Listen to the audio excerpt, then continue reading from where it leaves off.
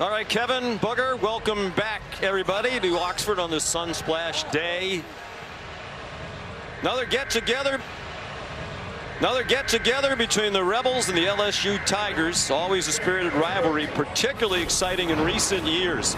Last year in Baton Rouge, as we take a look at our All-State Spotlight, Ole Miss took the lead in overtime on a long 57-yard field goal by Caden Davis. But on their first play of the extra session, Garrett Nussmeier to Kyron Lacey, 25 yards. That was the only point in the game that LSU had the lead.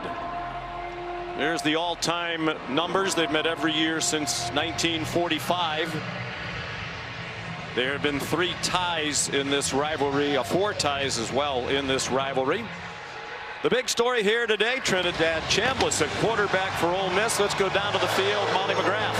Well, Sean, a year ago today, Ole Miss quarterback Trinidad Chambliss was getting ready to lead his D2 Ferris State team to a win in front of just 1,000 fans. Today, he's taking on the number 4 team in the country in front of over 64,000. Chambliss called the last month surreal and a dream come true. And from the 843rd ranked player in the transfer portal to the Rebel starter, coaches all say Chambliss can handle this jump because he has the it factor, where he comes alive in the stadium, and called his ability to scramble and make plays Trinidad magic. Sean.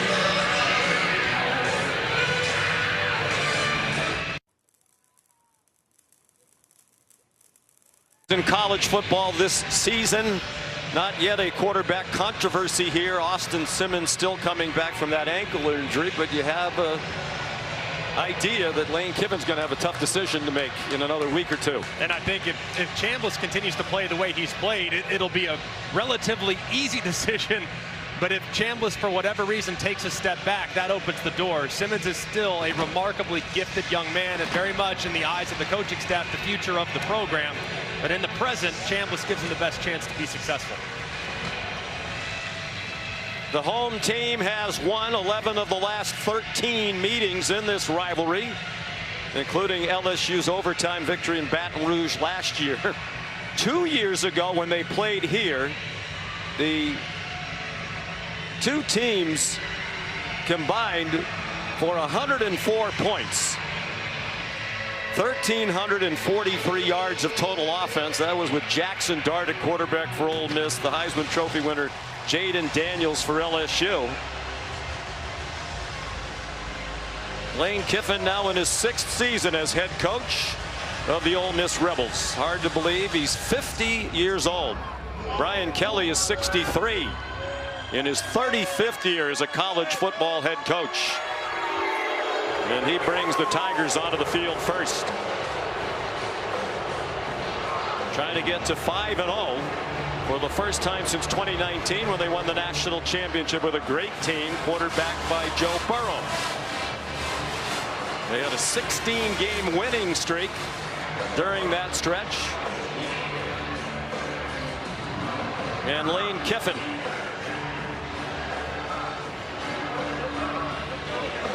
(4-0) for the 2nd year in a row.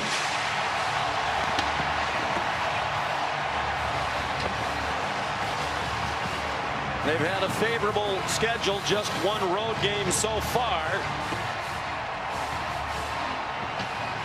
16-1 here since the start of 2023. The only loss was that shocking defeat at the hands of Kentucky, the Wildcats' only SEC win last year, when the Rebels were a 17.5-point favorite. Here's Molly with Brian Kelly. Coach, you told us you want your offense to take on an aggressive mindset. What will that look like today? Make plays. You know, we need some big chunk plays. We got talented receivers and quarterbacks. Get the ball out on the perimeter, get the ball, push it down the field, and then be who we are, right? I mean, we've got to have an established running game like everybody else wants in the country, right? And then play the kind of defense we've been playing. How do you defend Trinidad Chambliss in the quarterback run? Well, I mean, obviously, he minimizes what you can do. You've got to be able to have somebody for the quarterback, and that makes it a little bit more difficult. But, you know, we know what to expect. He's obviously a very talented player, but we've got to slow him down somehow. All right. Thank you, Coach. Thanks. And Kelly confirmed that running back Caden Durham is out for this game. He's not even going to dress with an ankle injury, but he said he expects him back after their bye week, just in time for the South Carolina game, Sean. He was injured in the second quarter of their easy win last week against Southeastern Louisiana. Their leading rusher a year ago is a true freshman. Captains at midfield. The referee is Ken Williamson.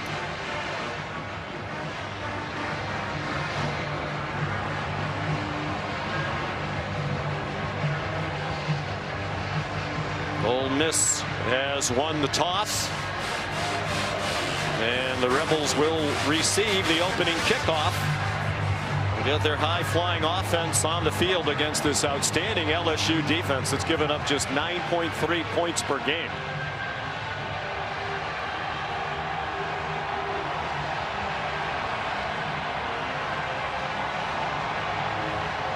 Since Lane Kiffin became the head coach here, 507 yards per game of offense. That is best in the country. It's better than that so far this year, 543. In wins against Georgia State, at Kentucky, in the last two games here at home against Arkansas and Tulane. And Greg, they were impressive against a good Tulane team last week. Kind of hit on all cylinders on offense with 45-10 win. They were outstanding on both sides of the ball, and the one thing that came to life last week was the downfield passing attack, and that's something they're going to have to do time and time again against an outstanding LSU secondary. Chunk yardage will be huge for Ole Miss throughout this game.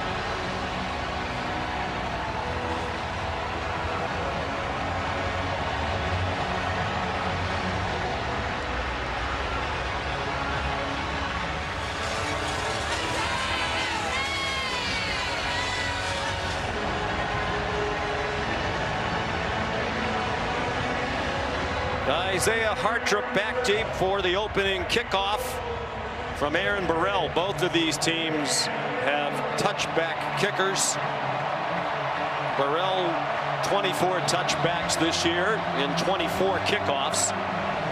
But if Hartrip can run it back, he's dangerous. He is kicking with a light breeze, and it'll land in the back of the end zone. So here comes Ole Miss on offense, led by Trinidad Chambliss, 23 years old, as Molly said, experienced as a national championship winner last year at Division II Ferris State near his home in Grand Rapids, Michigan. Last week against Tulane, tremendous. Threw for 307 and 2 touchdowns, rushed for 112.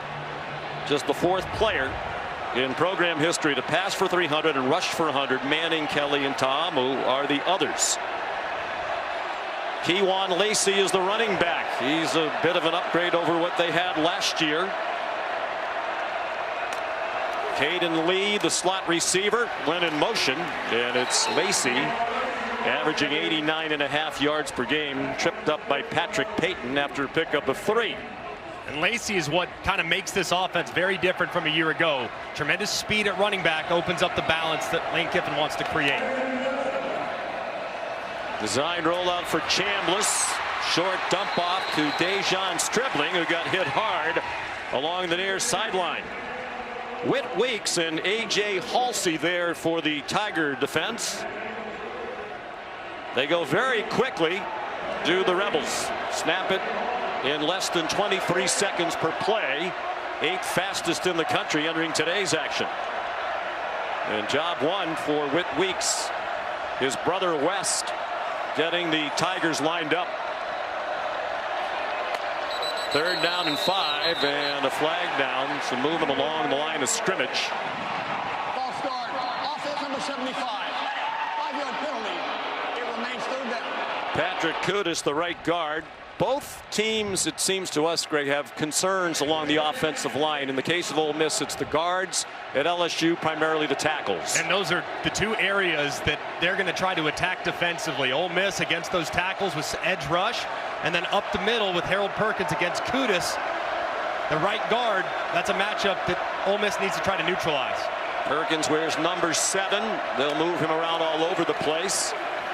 Chambliss, and it's broken up. Intended for Daquan Wright, the excellent tight end, broken up by P.J. Woodland, part of a terrific tandem of starting corners, along with Mansour Delane. And a terrific start for LSU defensively, and Blake Baker, their coordinator. The biggest thing against Ole Miss is getting your cleats in the ground and handling the tempo, but they can't get to tempo if they don't pick up that first down of the drive. So a great start there for the Bayou Bengals. Xavier Thomas, dangerous return man. Oscar Bird, the 24-year-old from Australia, kicks it away from Thomas and out of bounds near the 30-yard line. We'll see where the officials spot it for the first possession of the day for LSU. Led by the fifth-year senior Garrett Nussmeier. 68.6%, helped by a 25 for 31, better than 80% last week against Southeastern Louisiana. He played just one series into the second half and sat out the rest. They feel like this could be his very best game. This defense for Ole Miss has some questions, especially in the secondary. So Nussmeier is going to have to be more aggressive throughout this plan. I think his throwing mechanics were off because of that core muscle problem. He's getting healthier. He's delivering the ball more like the Nussmeier we saw last year when he threw for more than 4,000 yards in his first year as their starter. Short throw and a catch made by Bauer Sharp, the tight end, first year here as a transfer from Oklahoma. Plays like that, that's kind of what this LSU offense has looked like here in the first 4 games. Underneath passing attack, be efficient, move the chains, and take some of the pressure off that offensive line, Sean, that has struggled against elite edge rushers. I think the replay both may take a look at this. Mitchell Wilkins is the replay official. It was a 50-yard punt by Bird, and if this play stands, it's a 7-yard gain. Right there, and yeah, I do think the nose of that football does hit the ground. Does he secure it prior to? Good look at it here. I think that's an incomplete pass. I would agree. And a good stoppage by Mitchell Wilkins in the replay booth.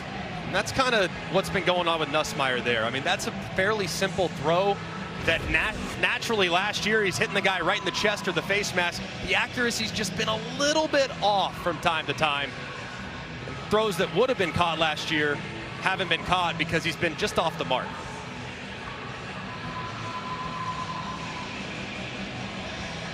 Brian Kelly awaiting the inevitable. Seemed to be pretty clear that it was an incomplete pass. They've thrown the ball more often than any team in the SEC.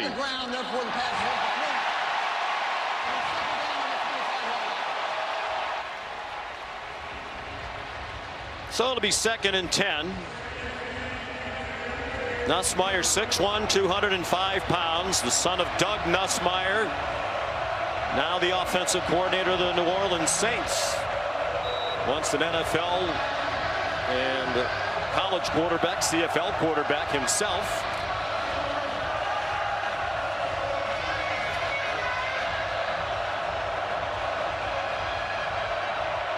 Nussmeier making his 19th career start. The Tigers are 14-4 with him at the helm, and winners of 7 in a row dating back to last year.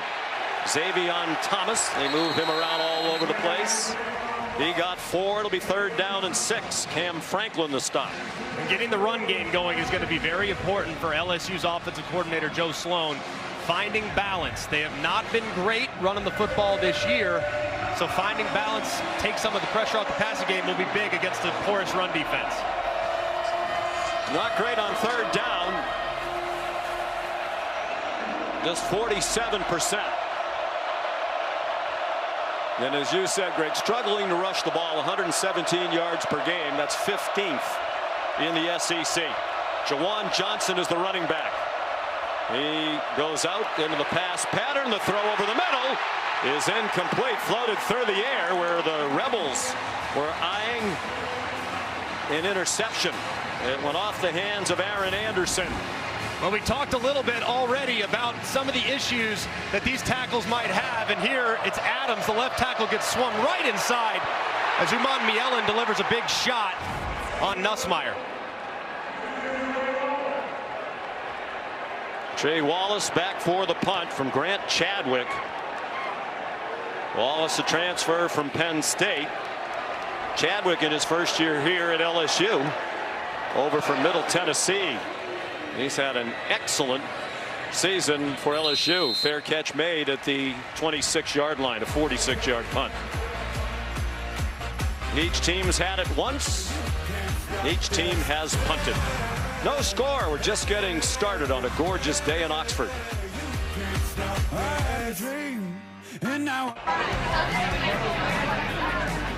Not far from the city square. What a great college town this is. Oxford, Mississippi. One of 4 matchups today between ranked teams. The first of 2 back-to-back here on ABC tonight in prime time. Alabama at Georgia. Second possession for Ole Miss. They had a 3-and-out on the first one. Chambliss, plenty of time, and the pass is batted down by Tamarcus Cooley. One of the hallmarks of the Rebels under Lane Kiffin and Charlie Weiss Jr., the offensive coordinator, balance. We think of them as a team that throws it around a lot, and they do. But they're averaging more than 200 yards rushing with Charlie Weiss Jr. calling the plays. He is impressive at age 32. The first 3-and-out on their opening drive since the LSU game last year. 11 straight games without a 3-and-out on their opening possession. That ended here this afternoon. Pressure from both sides, but a pretty clean pocket. Chambliss ran out of time, and then it's incomplete. Dropped by Kewan Lacey. Might have been a good thing for Ole Miss as they were coming after him quickly. One thing that we haven't really seen from Ole Miss so far is utilizing that tempo. They want to do tempo on 3rd down especially. Yeah, they weren't lined up on defense, LSU, but still they come after Chambliss, and he throws it away. Patrick Payton, the transfer from Florida State, putting the pressure on for Blake Baker. And Blake Baker does a great job on 3rd down, adjusting his personnel. So you're going to see throughout this game on 3rd down, Ole Miss will go faster than normal, but really on 1st and 2nd down, haven't seen that hyper speed that we've known. We've seen shifting and motion and movement. I'd like to see him play with a little more urgency offensively. So Oscar Bird again, 24-year-old true freshman, 3 years of Australian rules football. Good punt. Xavion Thomas did well, made 3 Ole Miss Rebels miss for an 11-yard return of a 49-yard punt. Today's Impact Players presented by the Home Depot. It's Aaron Anderson offensively there in the slot for LSU. He is so dynamic. Had the game-tying score last year on the 4th and 5. And then on the other side, Centarian Perkins, the pass rush specialist, kind of just a game changer there defensively for Ole Miss. So these 2 guys can take over the game if you let them. I was surprised as we prepared for this game that Perkins does not have a sack yet this year for Ole Miss. And as a team, they have only 4. Perkins at 10.5 last season. Like the Perkins on the LSU defense, they move him around a lot. Trying to get favorable matchups. Jawan Johnson, the running back, went out in the flat. Deep pass, open receiver. Xavion Thomas weaving through the defense inside the 20 and down near the 15. Antonio Kite brought him down after a 52-yard gain. And he beats Graves off the ball really quick, puts up the mailman, going deep, and they don't rotate him. The ball is a little underthrown, which probably helped him out, and a great job run after catch. An explosive play created already for LSU. They've been waiting for the long pass plays. They get one on the completion of the transfer from Mississippi State. Who played in that rivalry against Ole Miss, the Egg Bowl. Out wide it goes to Aaron Anderson. He's inside the 10.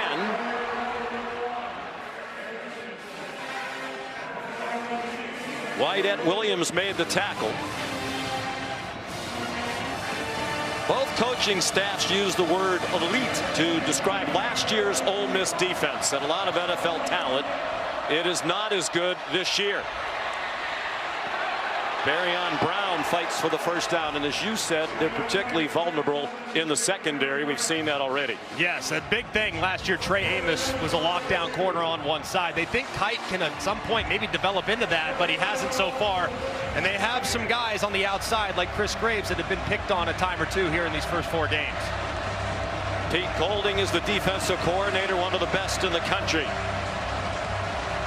Doesn't have quite the talent to work with that he had a year ago.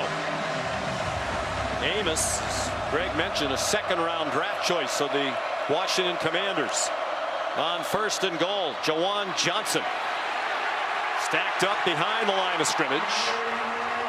No Caden Durham today, but the coaches feel Jawan Johnson is a good player to be at running back in this matchup. Yes, because of the way he can contribute in the passing game. Pete Golding, the vulnerability against that defense is running backs out in the formation, in the passing attack. And then here, low red zone, they welcome back Trey'Dez Green, number 14. He's the guy they try to target in this part of the field. He has missed the last couple of games with a knee injury. To the end zone, up for grabs, ricochet, and caught for a touchdown by Nick Anderson.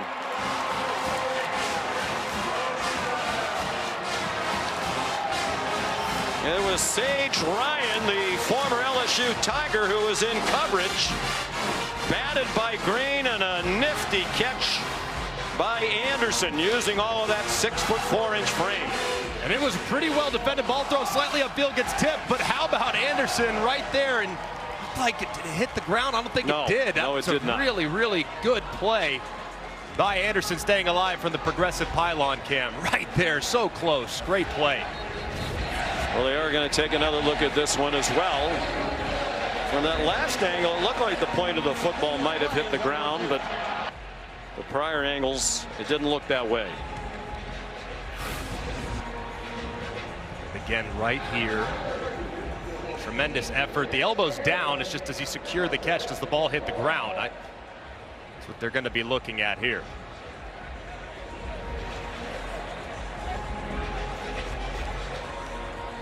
Hands around. I don't think the ball ever hit the ground. I don't think it did either. He kind of corralled it against the hip and very close, but I don't think it did. I'm with you. Tremendous snatch by Anderson, who brings size to a receiving core that is otherwise speedy but not particularly big.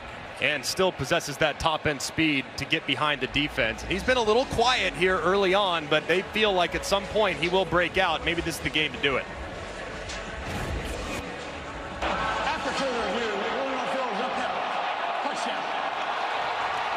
His second career touchdown reception as an LSU Tiger. He spent 3 years at Oklahoma, had 10 touchdowns as a freshman, their school record for receiving touchdowns by a first-year player. So LSU, slight underdog on the road against Ole Miss and Lane Kiffin. Off to a 6-0 lead. Damian Ramos on for the extra point.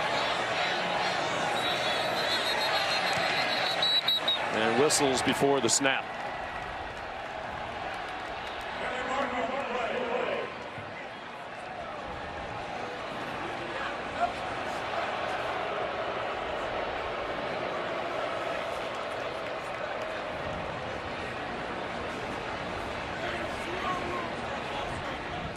Ken Williamson was looking to Lane Kiffin first, but the penalty is actually against Ole Miss. Offside by contact. Defense number 6. Half distance to the goal. Replay try. TJ Daugherty. Ramos at one point made 129 straight PATs. This is just about automatic. I think Brian Kelly's asking, do you want the ball a little closer? Why mess with it? Is this inside your range? This is probably what he asked him. What do you think? I think he's got this. I think he's okay. He's missed only 3 of 190 in his career. Maybe just want to change the club. Maybe go with a little 60 degree as opposed to the 56. Silas Hall, the snapper, Grant Chadwick, the holder. When did it become so difficult to get the PAT snap off? I don't think I've ever seen 2 offsides. Well, if they keep moving it toward the goal line, you'd think they might go for 2, right? Yeah. Although Brian Kelly has not gone for it much in short yardage situations this year. Defense, number 51. Half distance to goal. Replay try. All right, Brian Kelly saying, no, you're close enough. We're going to turn that one down. They don't want to get him so he's right under the crossbar. Yeah. And you do have to hit the 60-degree wedge.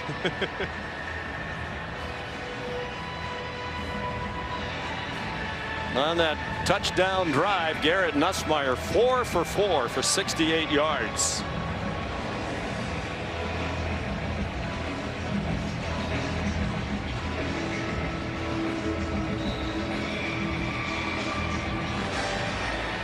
Now, the much anticipated extra point.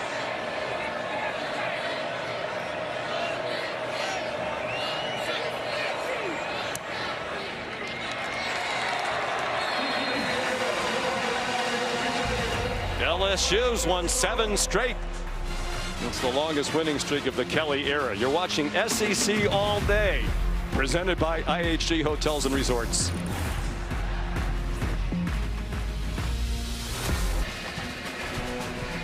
Nick Anderson, the touchdown catch off a ricochet, and LSU, its first conference road game of this season, off to a 7-0 lead here at Ole Miss. LSU's played just 1 conference game. That was their home win against Florida. Ole Miss is 2-0 in conference play, a win at Kentucky, and 2 weeks ago a victory here against Arkansas. Here's Isaiah Hartrip, and he's smothered at the 10-yard line. Well, the rare returnable kickoff against Aaron Burrell. Lane Kiffin did tell us yesterday, I don't mind the touchbacks. Just give me the ball at the 25 and let's go play. And that's probably why. Well, Lane Kiffin's daughter Landry made some news this week when she posted on Instagram a picture of herself with her boyfriend, Whit Weeks, the defensive captain of LSU, preseason All-American. It was a surprise to many, not just the relationship, but why reveal it this week? We talked to Whit Weeks about that, and to Lane Kiffin. We'll tell you about that in a moment. But Lane Kiffin tweeted out that his daughter will be cheering for Ole Miss today, and Whit Weeks confirmed that when we spoke. Here's Deuce Alexander, and nothing doing as the wide receiver got tackled by Tamarcus Cooley. There's the Weeks family. Whit told us his 12-year-old sister Kate, the youngest of the 4 children in the family, very upset that Landry is not cheering for Whit, her boyfriend. But it's blood we talk about. Landry Kiffin and her dad, Kewan Lacey, the ball carrier. Kate's here today cheering on 3 of her brothers, Whit, West, and Zach Weeks, all linebackers on this LSU team. She likes what she's seen from the defense so far.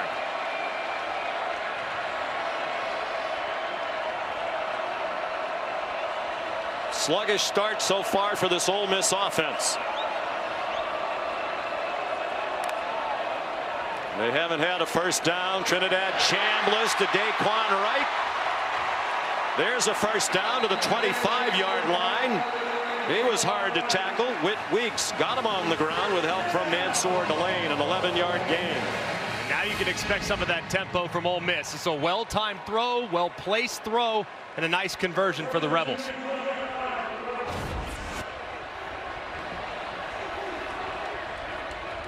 Ninth catch of the year for Wright, averaging 26 yards per catch prior to that one. Quick pop out wide. Great effort after the catch by Kewan Lacey. 9 yards on first down for the Rebels. They'll move Kewan Lacey around. He's really good as a receiver too, and as you can see, excellent after the catch.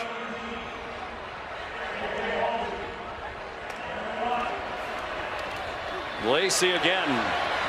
Off left tackle, just enough for the first down. We asked Lane Kiffin about his daughter and Whit Weeks. Said, I think it's great. He's a great kid. We recruited him. He's from a great family. Whit Weeks told us he met Landry back in March in Baton Rouge when she came to visit some friends, mutual friends. They became friends, and then the relationship blossomed from there. Lacey again to the 45-yard line, 8 more. It's kind of amazing, too, because Lane said he talked to Kirby Smart, doing some due diligence on the family, even a little deeper. He said he's just really a great kid, great family, like you said, Sean. The family's from right near Athens, Georgia. David, the dad, David Weeks, played at Georgia, was a center. But Whit Weeks is a great kid. We've talked to him several times now. He's about as likable as any player we've ever met with. Great player, too. He terrorized Ole Miss last year to the tune of 18 tackles in that game. 3rd down in inches, and Chambliss has the first down, just shy of midfield. I think the best line, we'll put a period on the end of this, with Landry, Kiffin, and Whit Weeks, at least for now, came from Lane's ex-wife, Layla, with whom he still has a nice relationship, and obviously the mother of Landry. She said to Lane Kiffin, "Why are you surprised? I mean, you're the king of stirring it up on social media." So that's what your daughter did on game week.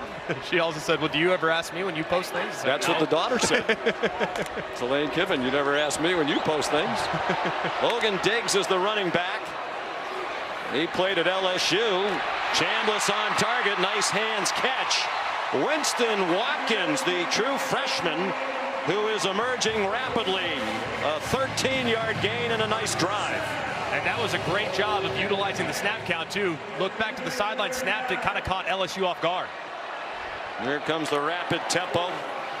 Deuce Alexander has track speed. The transfer from Wake Forest couldn't break free from Harold Perkins, who's had a magnificent return from the ACL injury that limited him to 4 games a year ago. Yeah, back playing now at that star position where his versatility can be utilized in pressure and in coverage, but still has that playmaking ability. The 11th play of the drive. Flushed is Chambliss, now running room through the middle, and he slides down with a first down. They'll mark him where he started to slide at the 27-yard line. An 11-yard rush. And this is what he does a little better than Austin Simmons. The sudden acceleration and being able to pick up yards on scramble drill makes him tough to defend. Logan Diggs, who's played for Brian Kelly at both Notre Dame and LSU, and now he's an Ole Miss Rebel. He got a couple. Jack Pyburn made the stop. In this part of the field, you start to get on kind of the fringe of red zone. It's very heavy quarterback run with Trinidad Chambliss in the lineup the last couple weeks. So you can expect him to utilize that throughout the game in the red zone.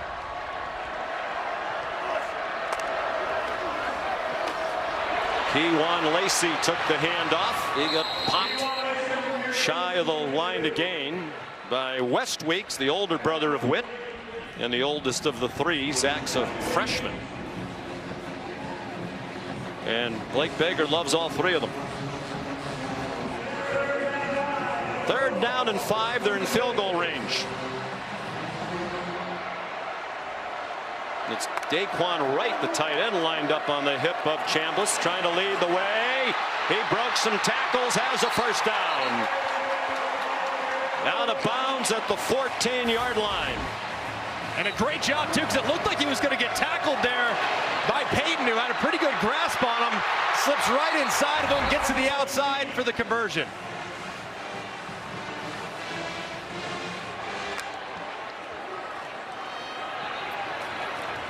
Lacey, who transferred into Ole Miss after 1 year at Missouri. Lane Kiffin and his staff recruited him heavily out of high school. They were surprised when he elected to go to Mizzou out of Lancaster High School in Dallas, and glad he's become a Rebel. 16th play of the drive. They've moved 77 yards so far. Caden Lee knocked down at the 7-yard line by Deshaun Spears. Just based on that last 3rd down from Ole Miss, you might think quarterback run again. It's a very effective play, and knowing Lane Kiffin, he's probably thinking to himself, hey, with the struggles we've had defensively, field goals aren't going to win this game. We got to be aggressive in the red zone, so probably thinking 4-down territory.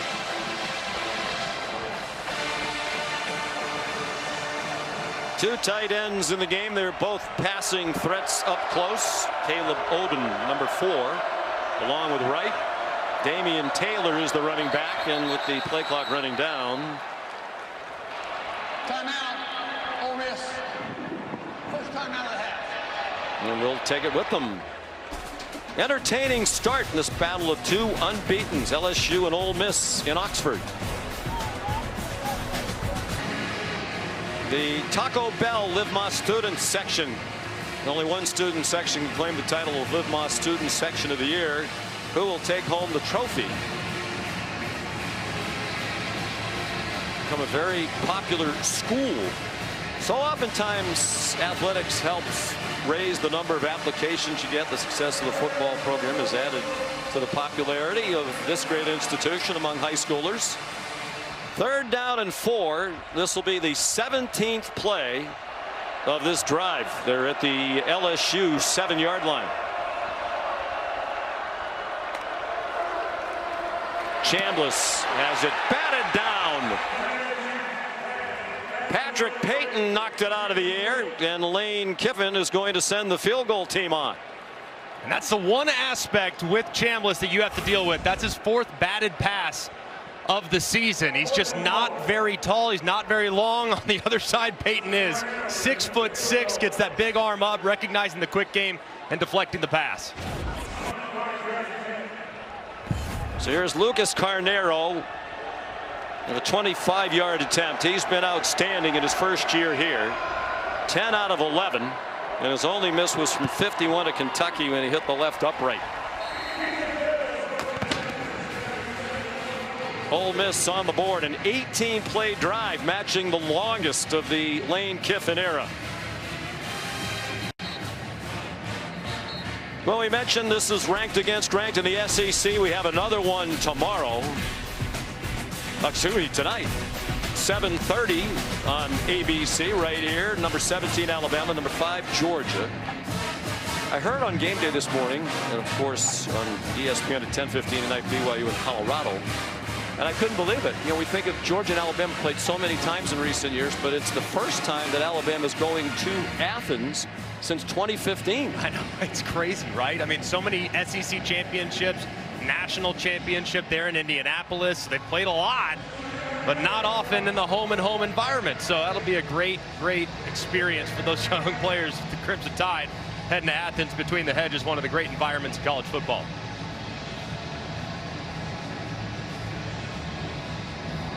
So here's Carnero to kick off. He was terrific for Western Kentucky last season, and he has been here at Ole Miss.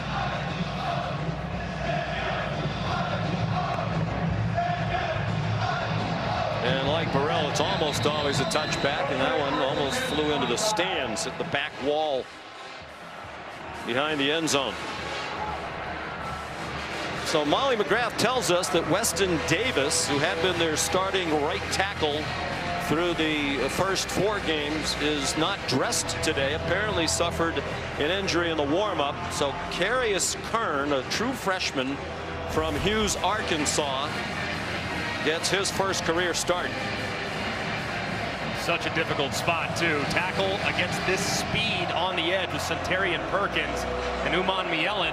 I would imagine they'll be attacking the right side of this offensive line all throughout the game.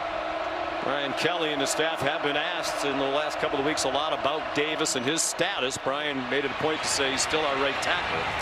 Here's Barryon Brown, the Kentucky transfer. 4-7, tripped up by Antonio Kite. So far, I've liked the plan from Joe Sloan, the offensive coordinator, getting all your weapons involved. Everybody's got a touch now for the most part. The one guy left. At some point, you want to get Trey'Dez Green, but he got the target on the touchdown that was deflected.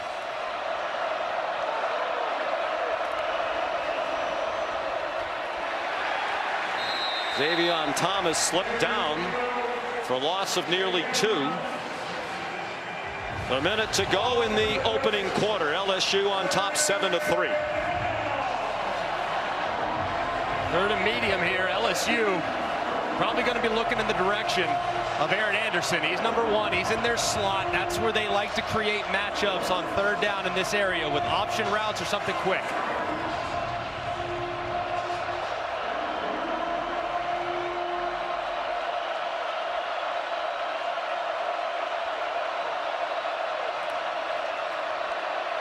Nussmeier, the receiver not open. There's a flag. He was trying to get it to Aaron Anderson. Jalen Braxton had the coverage. A transfer from Arkansas, who hasn't played much yet for Ole Miss.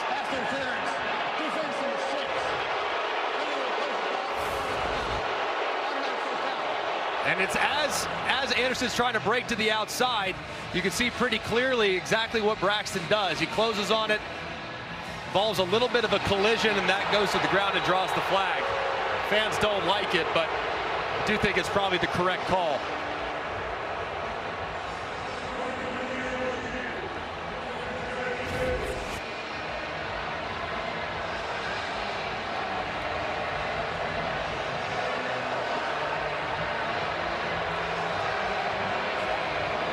So the penalty gives LSU the first down. The play clock's about to run out. I think Garrett Nussmeier is asking Ken Williamson, did the play clock reset?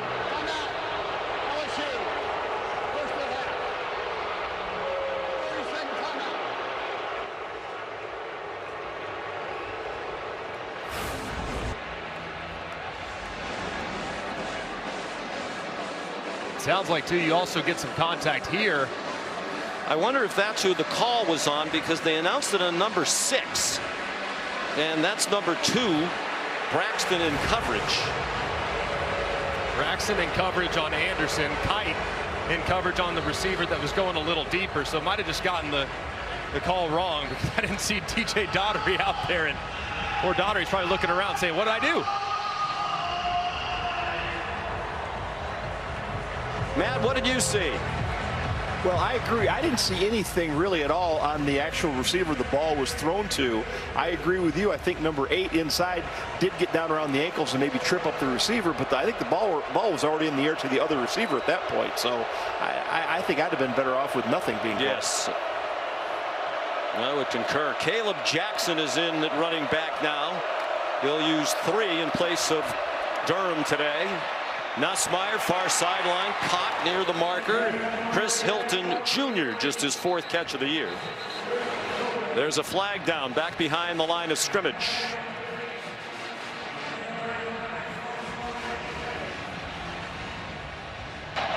Personal foul, Anderson face, defense number 96. 15-yard penalty, first down. Jamarius Brown, a defensive tackle. We lost a lot of talent in the front of that defense from a year ago. And you'll see as he's rushing, kind of gets over to the left a little bit, but watch the left hand get up into the face right there of Braylon Moore, the center.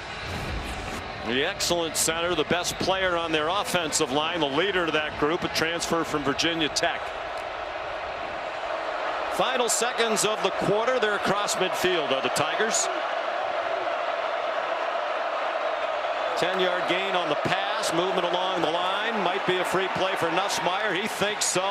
Up for grabs for Hilton. And broken up. Well covered by Antonio Kite, who's played for Alabama, Auburn, both sides of the Iron Bowl, and now he's at Ole Miss. Where does he go next year? Mississippi State? Offside. Defense number 52. A 5-yard penalty will be enforced to begin the second period. Will Eccles.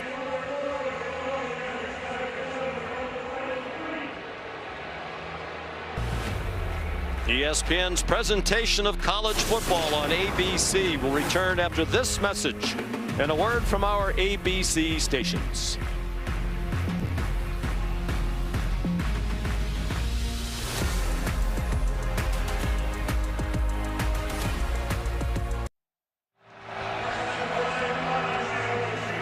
On to the second quarter we go on this glorious day in Oxford, Mississippi. Battle of 2 4-0 teams, each in the top 13 of the country. LSU leading 7-3, and they're at the Ole Miss 38-yard line with 1st and 5 as the second quarter begins. LSU had just 1 yard rushing in the first quarter. A little trickery, the handoff to the speedy Barryon Brown. Sub 4.340 run by Brown. First down. A moment ago, Molly with Lane Kiffin. Coach Kiffin, penalties, keeping that LSU drive alive. What are you going to emphasize with your defense here? Well, just to calm down. You know, we got a fluke play for a touchdown down here, and then we did a good job, but we stalled in the red zone on offense. So just calm down a little bit, and we got a lot of games to play against some really good matchups. So just calm down and make them earn it. Thank you, Coach. All right. And Lane himself has become better at calming down in recent years. He does hot yoga, extremely hot yoga, every day. Nussmeier on 1st and 10. Up for grabs and intercepted.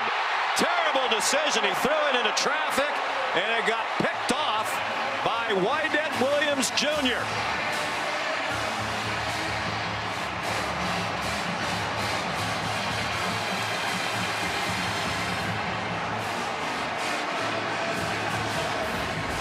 And just a brutal decision by Nussmeier. You're on the move. You're in good rhythm offensively. No need to force this on the in-breaking route.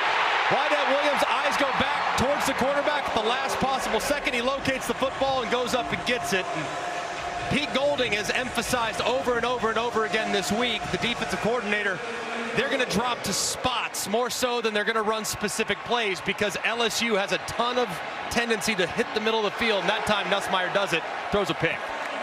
For a smart guy who's played a lot of football, the son of a coach, he puts the ball up for grabs more often than he should. He threw 12 interceptions last year,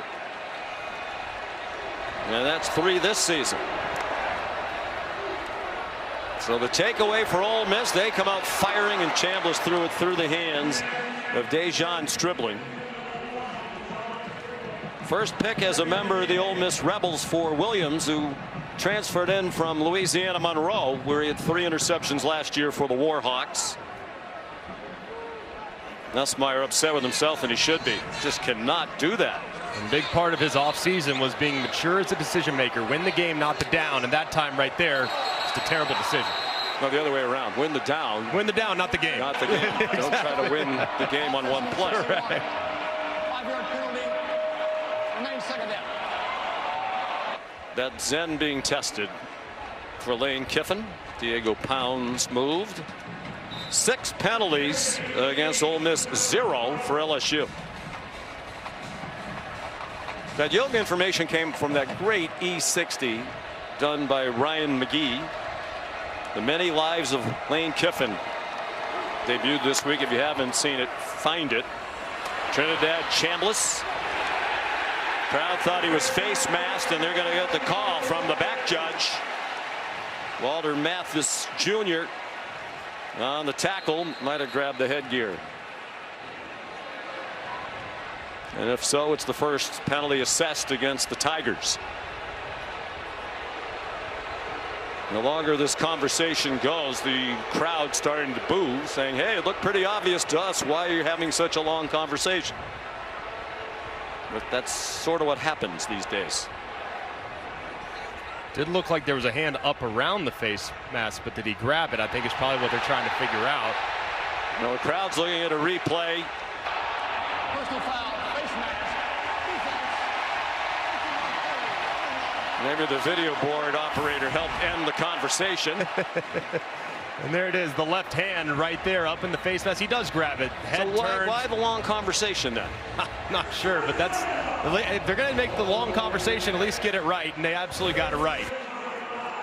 Bails Ole Miss out of a jam after the first down penalty, being behind the sticks. Well, the penalty to 25 and a first down for Ole Miss. Chambliss, nifty run down near another first down. Looks like they're going to mark them just short if it's the official spot on the near side of the field. Jamari Butler, the tackle. This quarterback run is very difficult to defend when you are a very aggressive defense like LSU is. Kewan Lacey, a first down. A lot of what Blake Baker wants to be. He wants to bring pressure. More than 40% of the defensive snaps, they're bringing at least 5 guys. Well, you can't pressure a quarterback that has that level of mobility, because if you overrush the quarterback, he could take off and hurt you. So very tough to defend. Lacey trying to turn the corner. He does. Tackled by the freshman DJ Pickett. 2 flags back behind the line of scrimmage. If it stands, it's a first down.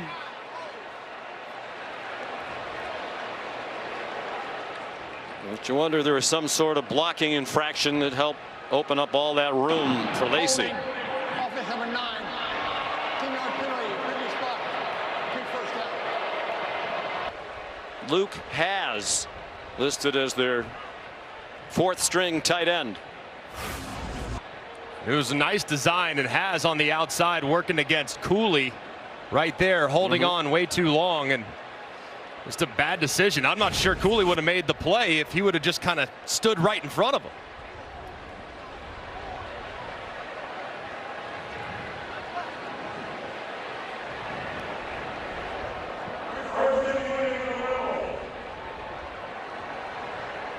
So the Rebels back at their 27-yard line. Logan Diggs back in at running back.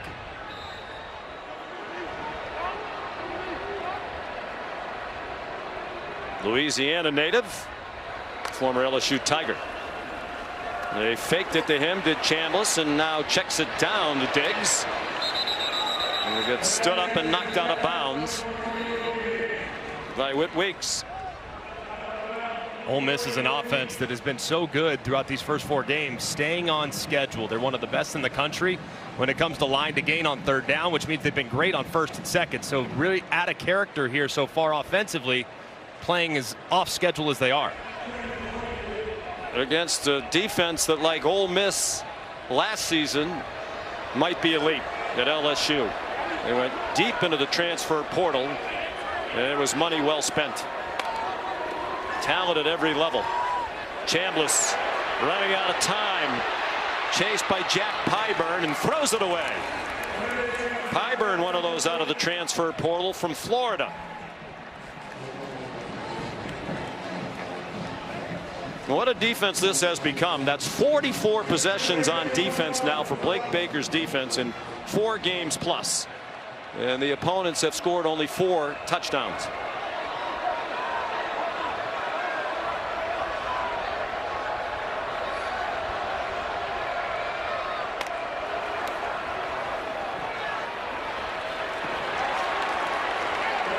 Chambliss taken down by Pyburn again.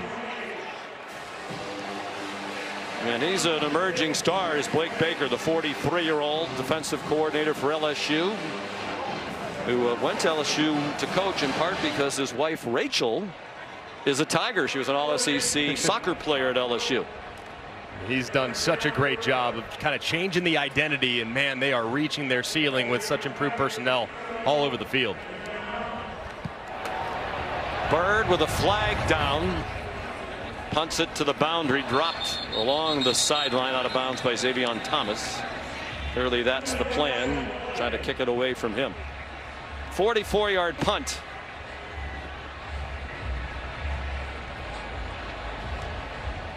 It's a false start. Ken Williamson looks to the wrong side again, now realizes, Brian Kelly, you want it. Illegal formation. Offense. More than 4 players lined in the backfield. 5-yard penalty. Repeat 4th down.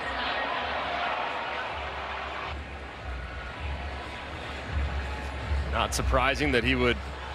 Sounds like he was going to accept the penalty there and make him kick it again. He wanted it at the end of the kick if he could. Ken Williamson said it's going to be 4th down over again. Give Xavier Thomas, one of the most electric return men in the business, opportunity to maybe get hands on it again.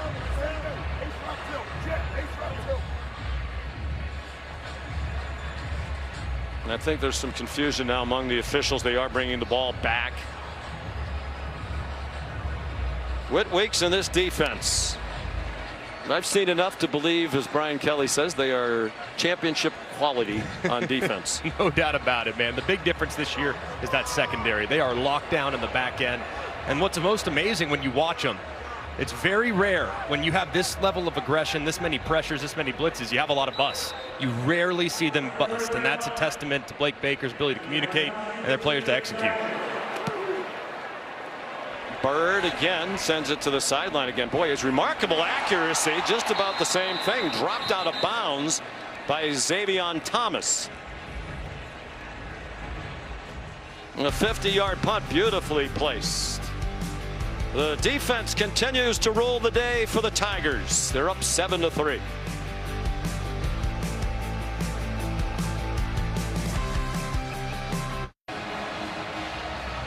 Brian Kelly was upset. He spent most of that media timeout in animated conversation with the officials.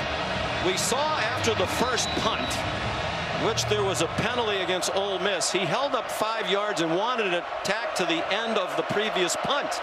But the officials brought it back and they punted over again. As a result, LSU has lost 5 yards. Deep pass intended for Barryon Brown, with Ricky Fletcher in coverage for Ole Miss. So let's go back. Here is after the first punt that Xavier Thomas dropped at the 27-yard line. Yeah, he's in add 5. I'll pick add 5. Add 5. And now add this 5. is the last punt, and he's telling him, I wanted 5 added to the previous punt. I guess the only question I have was, why wasn't Brian arguing more vehemently when they brought the ball back to punt it over again? Right. And he has reason to be displeased. Here's Xavier Thomas. They still can't get the running game going. That's a 4-yard gain. But I guess you don't need to run the football. They're without Caden Durham today. Questionable all week. Did not dress with an ankle injury.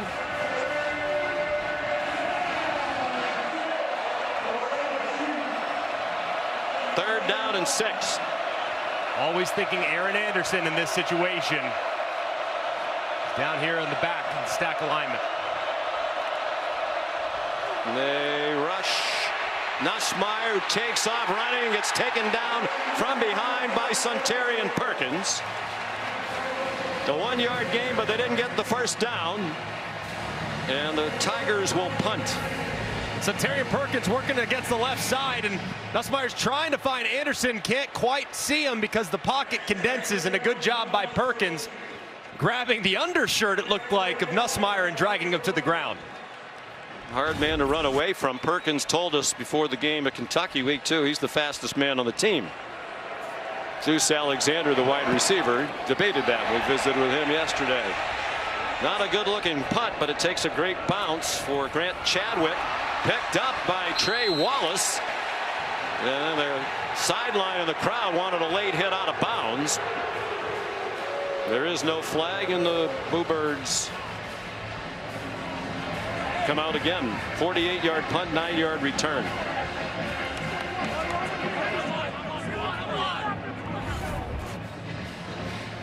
Not a lot on offense, but one good drive.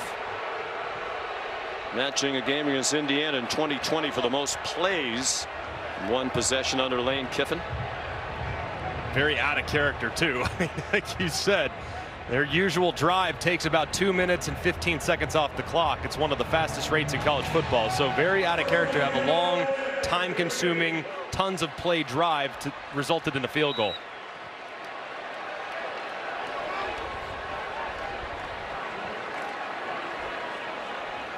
Chambliss 6 for 13 passing for 41 yards. He's their leading rusher with 36 on 6 carries. Kewan Lacey, the running back, tight formation. Chambliss throws into single coverage, and it's caught. Beautiful throw, perfectly timed, and a first down for Deuce Alexander at the LSU 47. That's 23. And a great job fighting through contact, too, by Alexander and reeling in the back shoulder.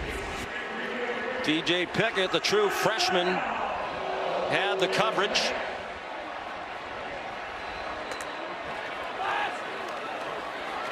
Lacey in trouble and stacked up with the line of scrimmage. So Marcus Cooley, one of those transfers in the secondary from NC State, where he was their starting nickel last year, made the play. Anytime you see a safety in Cooley coming up and making the play in the backfield, that's an indicator that LSU, right now, those safeties are very, very tight. At some point, Ole Miss is going to have to continue to try to push the ball downfield, take a shot downfield, soften that coverage up.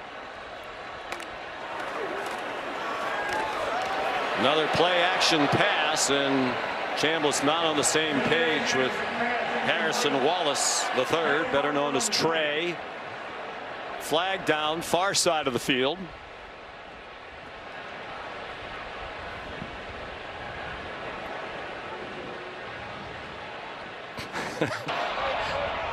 Nails the receiver downfield. Offense number 62. Penalty is declined. Next down. Third down. And they made sure Brian Kelly wanted to decline it. Excuse me.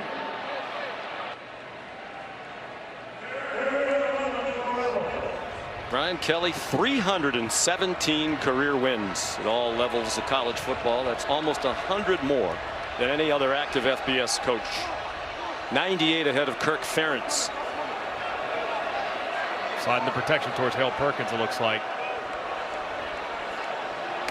Perkins, number 7 on the LSU defense. Clean pocket, good throw. Nifty run after the catch for Deuce Alexander. And a first down for the Rebels at the LSU 32. That's 16 yards. And that was a well-timed throw. It's right on the receiver's body, allows him plenty of time and separation to break the tackle and pick up the conversion. He is Hilton Alexander II, nicknamed Deuce. His dad was a wide receiver in the NFL. Chambliss wide open. Caden Lee down and then lost the ball at the 3. It's recovered for a touchback in the end zone. Whit Weeks recovered the ball. The question was Caden Lee down before he fumbled? A.J. Halsey ripped it out. Halsey's so instinctive. There it goes right there. The ball is out. That's a great look. And Halsey, what a huge addition he's been to the back end of this defense. Constantly making plays on the ball, punching it out there, and a huge change of events for the Rebels. And Lee injured on the play in which he fumbled. Huge turnover. The ball back to the Tigers when we come back. By the LSU defense and a couple of studs who came to their defense through the transfer portal. Mansour Delane was making the tackle. A.J. Halsey punched it out. The first fumble recovery of this season for Whit Weeks in the LSU defense. They've had 6 interceptions. And this is a home run. A lot of people rated their transfer portal class #1 in the country. It's a grand slam. It's unbelievable. Harlan Berry came on it running back. Here's Aaron Anderson with another flag thrown by the back judge. Jaden Yates made the tackle for Ole Miss, where we just see so many flags every week.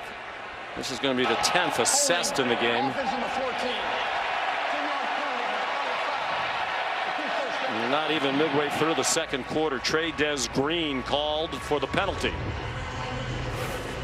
It's kind of crazy too. He's engaged. Watch him drag the defender to the ground as he's going. I mean, right there, and just pulls that jersey very clearly to the ground. Not sure why he was doing that. I just think you could call that on just about every play.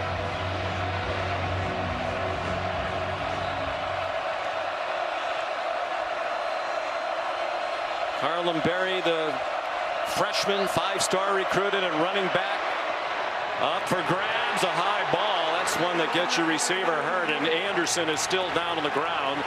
Took a hit from Wydett Williams. He's coming on. He got there late. He transferred in from ULM and didn't arrive until just prior to fall camp. The ball just took a little too long to get there. It looked like Anderson was there for a moment, but Williams was able to close up that window quickly. Well, they thought Nussmeier's core injury was improving and his accuracy would be better, but that hasn't proven true so far. 6 out of 11. And the really bad interception.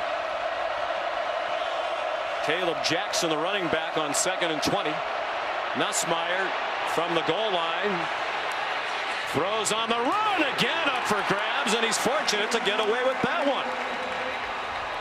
As many blue shirts in the vicinity as there were Tiger teammates, and Joe Sloan perplexed, as is Brian Kelly.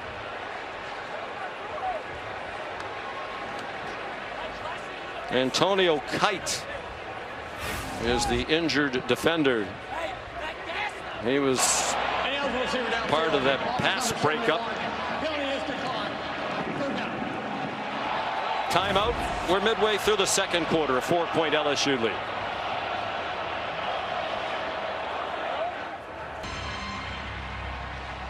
There were 2 Ole Miss defenders injured on the last play. Antonio Kite landed hard on his side. Might have just had the wind knocked out of him. And then Prince Willem Umanmielen looked like he suffered an ankle injury as he came off the field. Kite's back on his feet. Umanmielen looked to be the worst of the 2 in terms of the injury. He is in the tent. So here's a 3rd down and 20. Caleb Jackson, the running back, and they give it to him. Conservative play call. Just want to improve the field position for the punt. A 10-yard gain.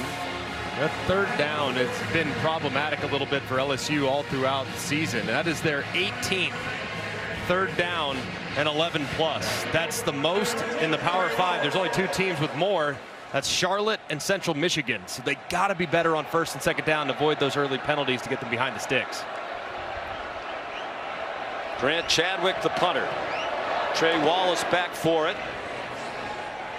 Fair catch signaled and made at the 30-yard line. 50-yard punt by Chadwick. This Monday night, a Monday Night Football doubleheader starting at 7 on ESPN with the Jets and the Dolphins, each looking for its first win of the season.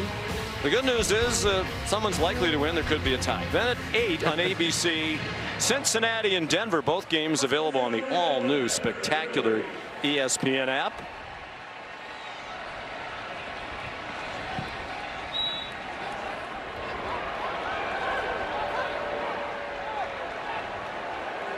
Ole Miss has 175 yards of offense. They've outgained LSU by 65, but they've been hurt by penalties, 8 of them, by the turnover inside the 5-yard line.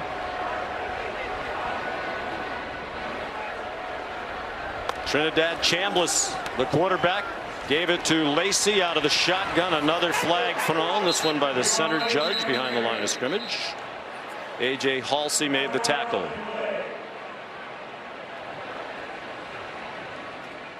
No gain on the play. Holding, offense number 8. 10-yard penalty for previous spot. Big 1st down. Daquan Wright, the tight end, a transfer from Virginia Tech. 9 Rebel penalties, and still 6:43 to go in the half. And as Lacey tries to break it to the outside, just to grab with that left hand of the jersey of Pyburn, and that's what leads to the call.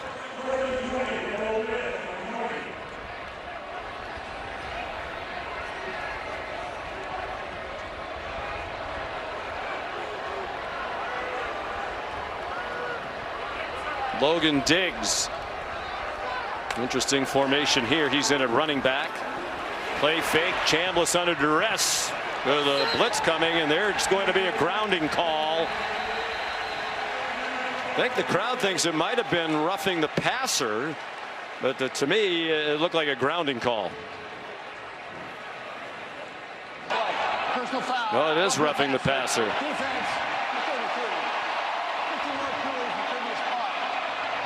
And it was West Weeks. Brian Kelly asking who's it on. It was West Weeks.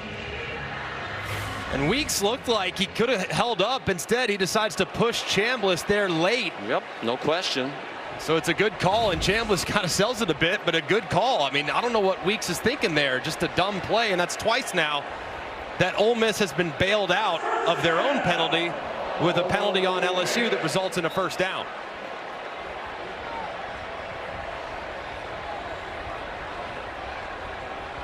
And the pass was tipped, therefore no intentional grounding. 35-yard line is the line of scrimmage.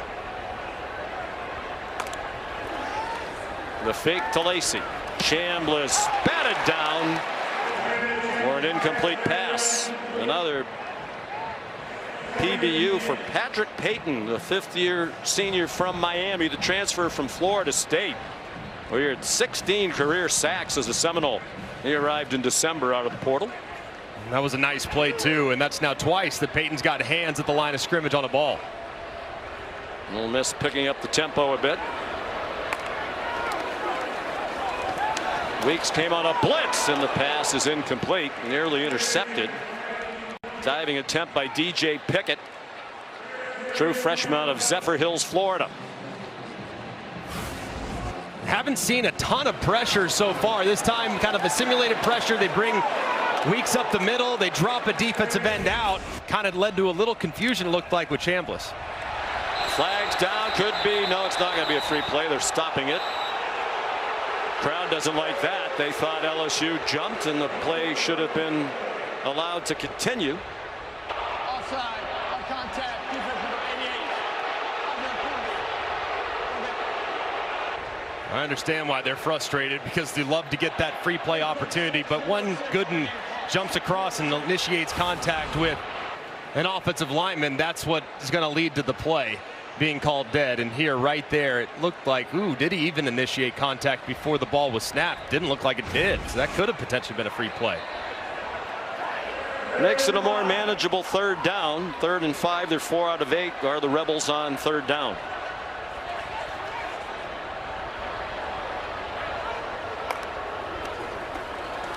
A late blitz from Whit Weeks. A wide open receiver is Winston Watkins.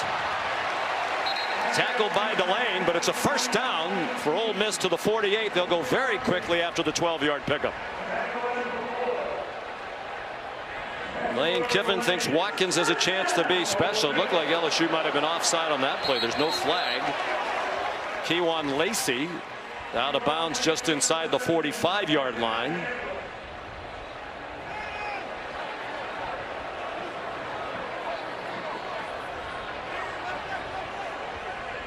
They're picking up the tempo again.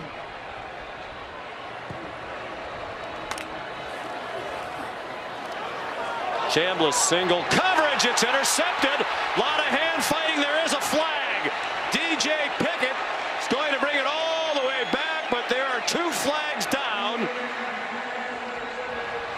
And the crowd thinks this is coming back for pass interference. He was tangled up with Deuce Alexander. Looked like Pickett actually almost grabbed Alexander, threw him out of the way, and then retrieved the pass. And they are bringing the ball back. Pass interference, defense number 3. Automatic first down. Very nearly the first interception thrown as an Ole Miss Rebel by Trinidad Chambliss. And watch as he just kind of pulls the receiver out of the way and reels in the interception. A good call by the official. The right hand, the jersey pulling him through. I think it's absolutely the correct call.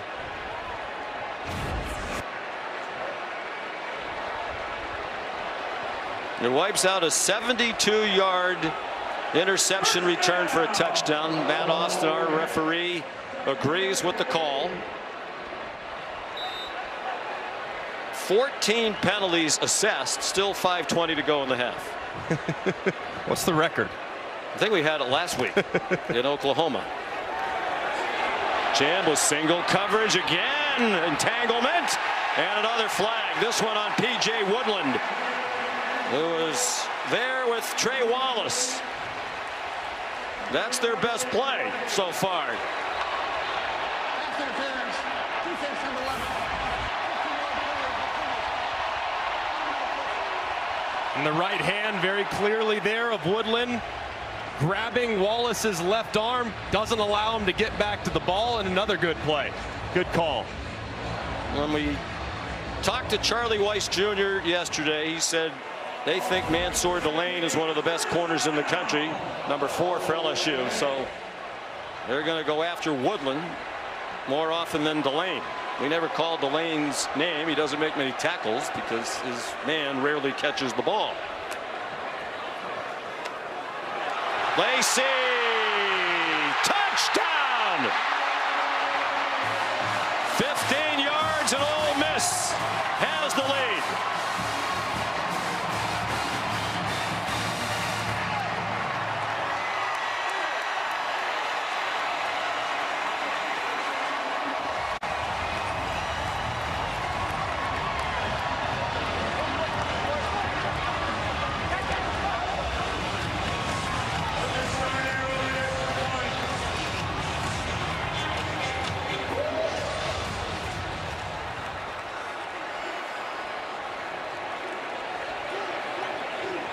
Lacey's 8th rushing touchdown of the season. That leads the Southeastern Conference, and Lucas Carnero gives Lane Kiffin and the Rebs a 3-point lead. And this defense very aggressive, but sometimes you live by the movement and you die by the movement. This time they die. Why? Look at those two defensive linemen on the right side, both slant inside.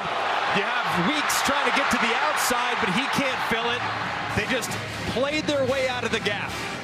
And sometimes when you have a chaos-causing front with the movement that LSU utilizes, you can leave gaps uncovered. That's exactly what happened there. Lacey finds it, and the Rebs take the lead.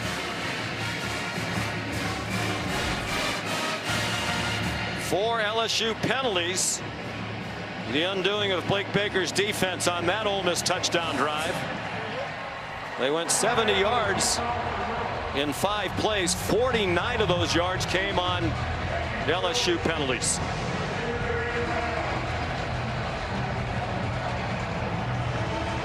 So Carnero to kick off.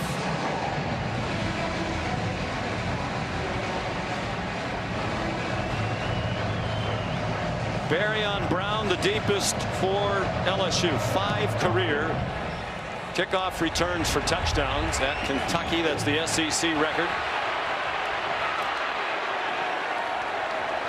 Kyle Parker returns it to the 20 for a 19-yard return. Here's Kevin Nagandi.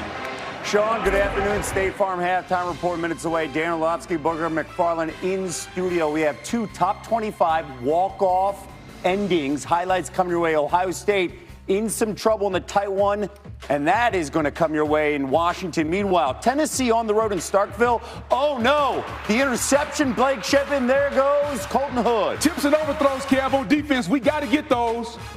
And then Mississippi State is undefeated, and they are not backing down from the Volunteers, up by 4. Highlights coming your way. Cowbells. All right, gentlemen, thank you. LSU hasn't done much on offense again today. Swing pass, Jawan Johnson. Xavion Thomas. They're going to mark him out of bounds at the 32-yard line. 12-yard gain. Speaking of Mississippi State, the transfer from Starkville, Thomas. And this is basically, when you talk about, well, LSU doesn't run the ball, what is this? It's a toss sweep. That's basically what it is. So yes, it goes down in the passing category, but that's essentially an extended handoff. You get it to one of your best players in space, and Thomas nearly tightropes the sideline, but just runs out of room.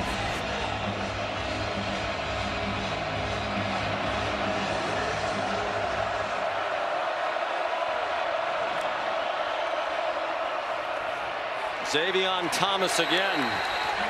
Lowered his head to get a yard. Here's Molly McGrath. LSU wide receiver Aaron Anderson strained his right elbow. He was in visible pain and couldn't lift that right arm. But when athletic training staff put a brace on the elbow, tighten it as much as possible, I'm told he will try to play through it. And for Ole Miss, their edge rusher, Princewell Uman-Mielen, still limping on a heavily taped right ankle. He's still being evaluated. All right, Molly, thank you. Anderson is on the field, their leading receiver last year and this year. And he manages to catch a ball thrown behind him. Nice catch by Anderson. 61 receptions a year ago. Jamarius Brown made the tackle. Gain of 5. It's a great catch there by Anderson, and he's now going off after getting a little bit more banged up with that right shoulder after the physical tackle. And now this is usually the down where they look in his direction. So filling in for him in the slot, looks like it's going to be number 12, Kyle Parker. Will he be the guy they now target in a 3rd and medium? 0 for 3 on 3rd down. And again, the problem Greg mentioned earlier, they have a long way to go, averaging nearly 11 yards per 3rd down. Caleb Jackson, the running back. 4-man rush. Nussmeier pulled it down. The completion well short of the line to gain. To Caleb Jackson. TJ Daugherty, one of the leaders of that defense. That was a great play there by Daugherty. It's always difficult to be covering one of those outstanding running backs out in the pass route. He closes quickly. And Nussmeier trying to get it to Parker, starts right, works all the way back, makes a good decision. This one you usually think is going to be a no-doubter, but a slightly more accurate throw might have given him more of a chance. And Nussmeier still not completely there with his accuracy. Chadwick, low and wobbly, caught on the move by Trey Wallace. They got ripped down just across the 30-yard line. 38-yard punt, 6-yard return. Today's college football rankings brought to us by Prudential. LSU actually won last week 56-10 against Southeastern Louisiana and dropped from 3 to 4. Miami, after its win against Florida, leapfrogged both LSU and Penn State, went up to number 2. Some tough games today for teams in the top 10, and that game for Ohio State at Washington is no picnic. A relatively young Ohio State team replacing so many pieces off last year's national championship winning team. First road trip into a crazy hostile environment against an elite quarterback in Damon Williams. It's a tough test. Well, Ole Miss ranked number 13. I mean, in every ranking since the start of the 2023 season. Caden Lee tripped up, or he had a lot of grass. A.J. Halsey might have saved a touchdown. 30 yards on the completion to Lee. Now Ole Miss starting to get the 2-minute drive. There's a bailout for LSU because of the tempo that they're about to use.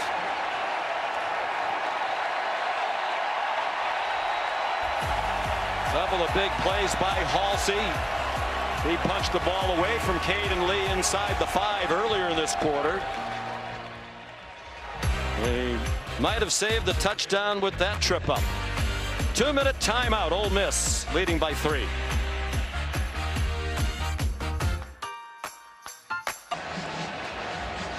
You're watching the SEC on ABC, presented by Burger King. Vaught Hemingway Stadium in Oxford, Mississippi. Sellout crowd, about 66,000 on hand. Ole Miss leading at the 2-minute timeout of the first half, 10-7. And they're at the Tiger 39-yard line. 1st and 10. Kewan Lacey. Shoddy tackling, and then he's chopped down by Mansour Delane at the 34-yard line. Flag down. We've heard that before. And if it's against Ole Miss, and it appears to be, it's going to be the 10th penalty of the half. Holding, offense number 75. 10-yard penalty for spot of the foul. Repeat first down.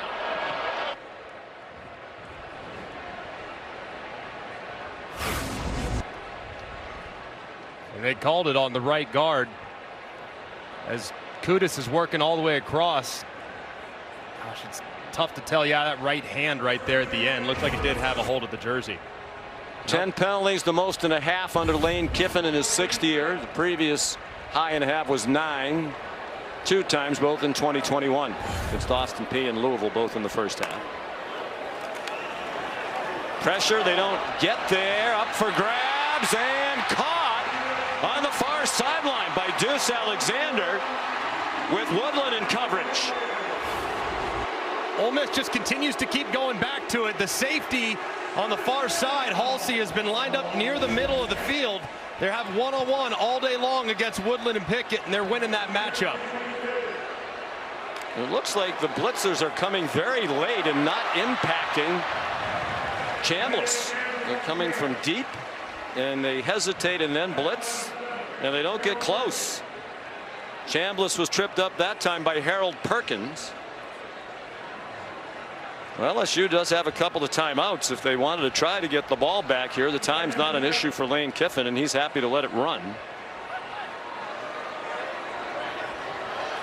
Just one good drive for LSU, the touchdown drive. And they went 70 yards in 5 plays. It's been a nothing burger other than that. Lacey, a hole to the left, and then a stiff arm to Marcus Cooley, and Mansour Delane stack him up. Now Brian Kelly's going to use one of those timeouts.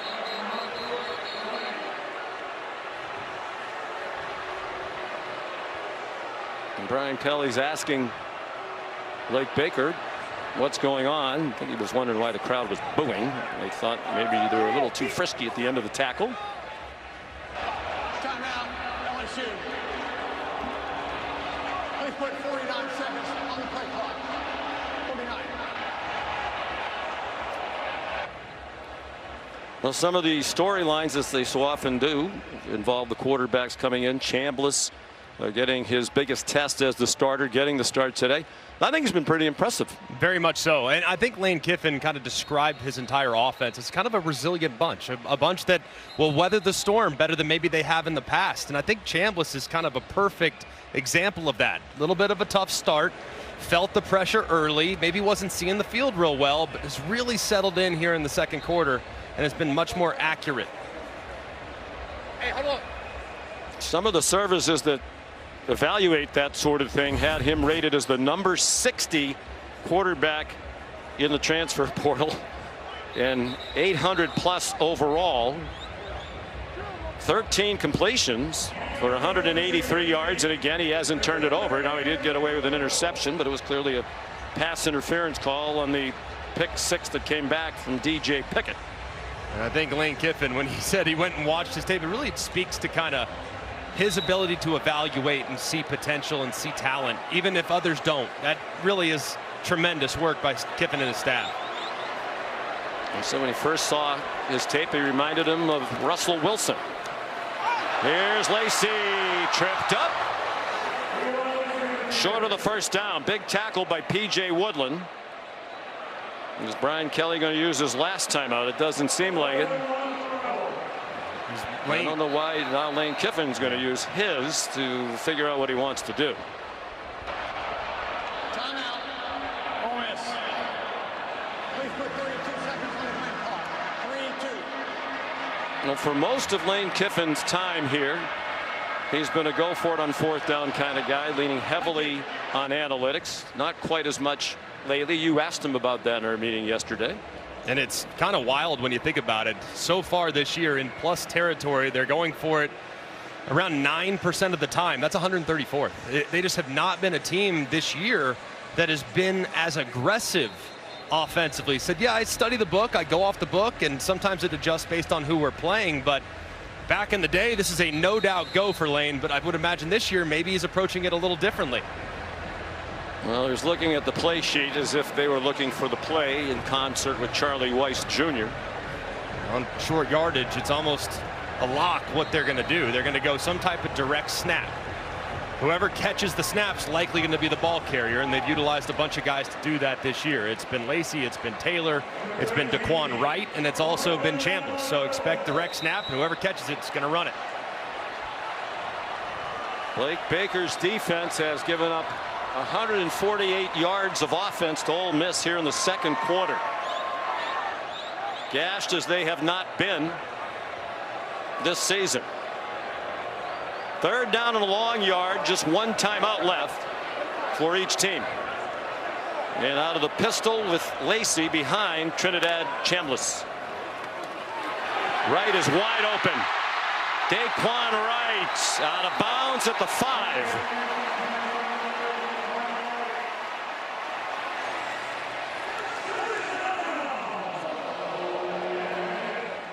He got out of bounds to stop the clock.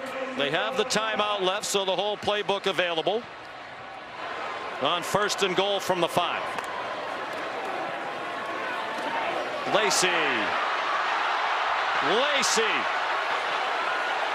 finally taken down. And Lane Kiffin is almost all the way down to the goal line to call timeout.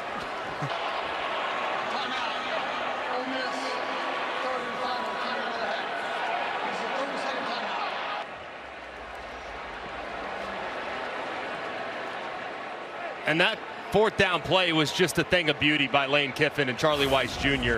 They run this play all the time.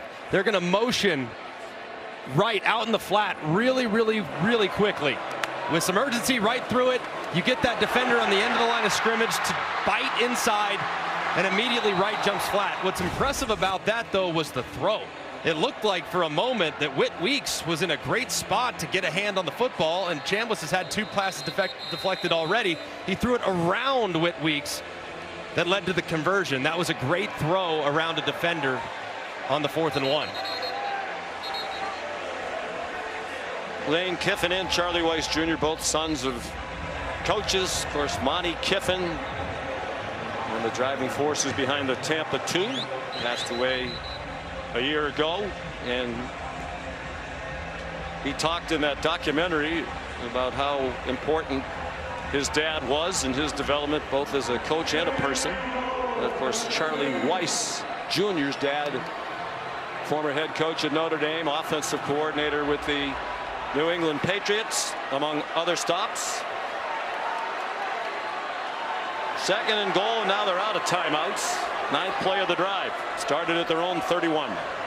Logan Diggs, the running back. He chipped Perkins. Touchdown! Caden Lee.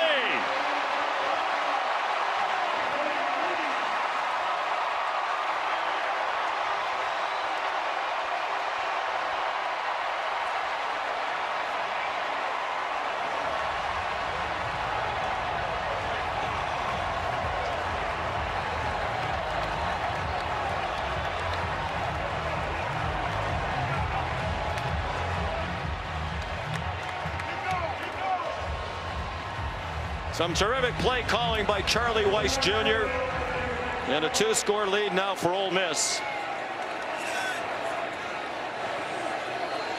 And LSU can't continue to say that the offense is doing enough. Step up in class today on the road against number 13 in the country. Just 128 yards for Brian Kelly's offense. And this is just a great recognition. Look at this. There's only 2 defenders for 3 Ole Miss wide receivers. So they bust this. They have way too many guys to the left-hand side of the defense, meaning there's nobody to cover anyone to the right-hand side. This is just a complete bust defensively from LSU, and not something they're used to seeing from Blake Baker's defense. View from the progressive pylon camera. Caden Lee hasn't been as prolific this year as he was last year. That's his first touchdown catch of the season. And Chambliss now 15 for 25.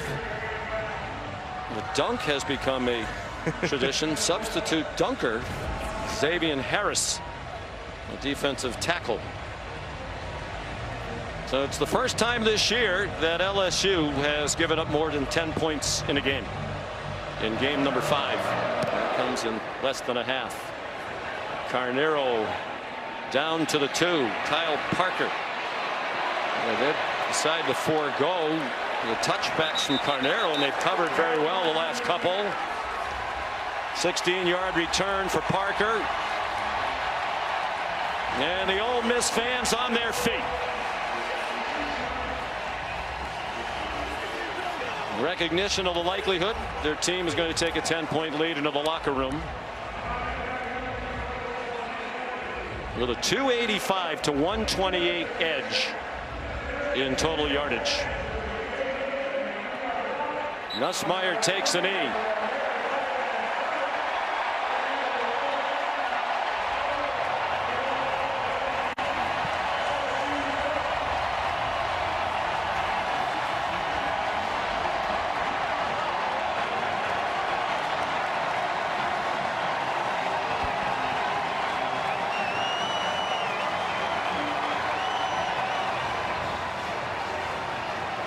Here's Lane Kiffin with Molly McGrath. Coach, a huge fourth down conversion that led to that score to give you a 2-score lead. What did you see from quarterback Trinidad Chambliss in your offense in that final possession? Well, I think he was rattled early with everything, and then he calmed down. We made some plays around him, and really our defense has played really well. They have one fluke touchdown, as their only score. So we're going to have to play really well in the second half, play really good defense, and continue to run the ball for some balance against these guys. They got great players. What has your defense done to frustrate quarterback Garrett Nussmeier? Well, I think they had the one long play. Other than that, they haven't given up big plays. So that was our theme, stay deep, make them earn it. And we got to clean up our penalties, too. All right, thank you, Coach. All right, thanks. Sean. The LSU had one 50-yard play on their other 23 plays from scrimmage. They just 76 yards. 10 penalties in the half for Ole Miss. But they lead 17-7 at halftime. Now the State Farm halftime report. Here's Kevin.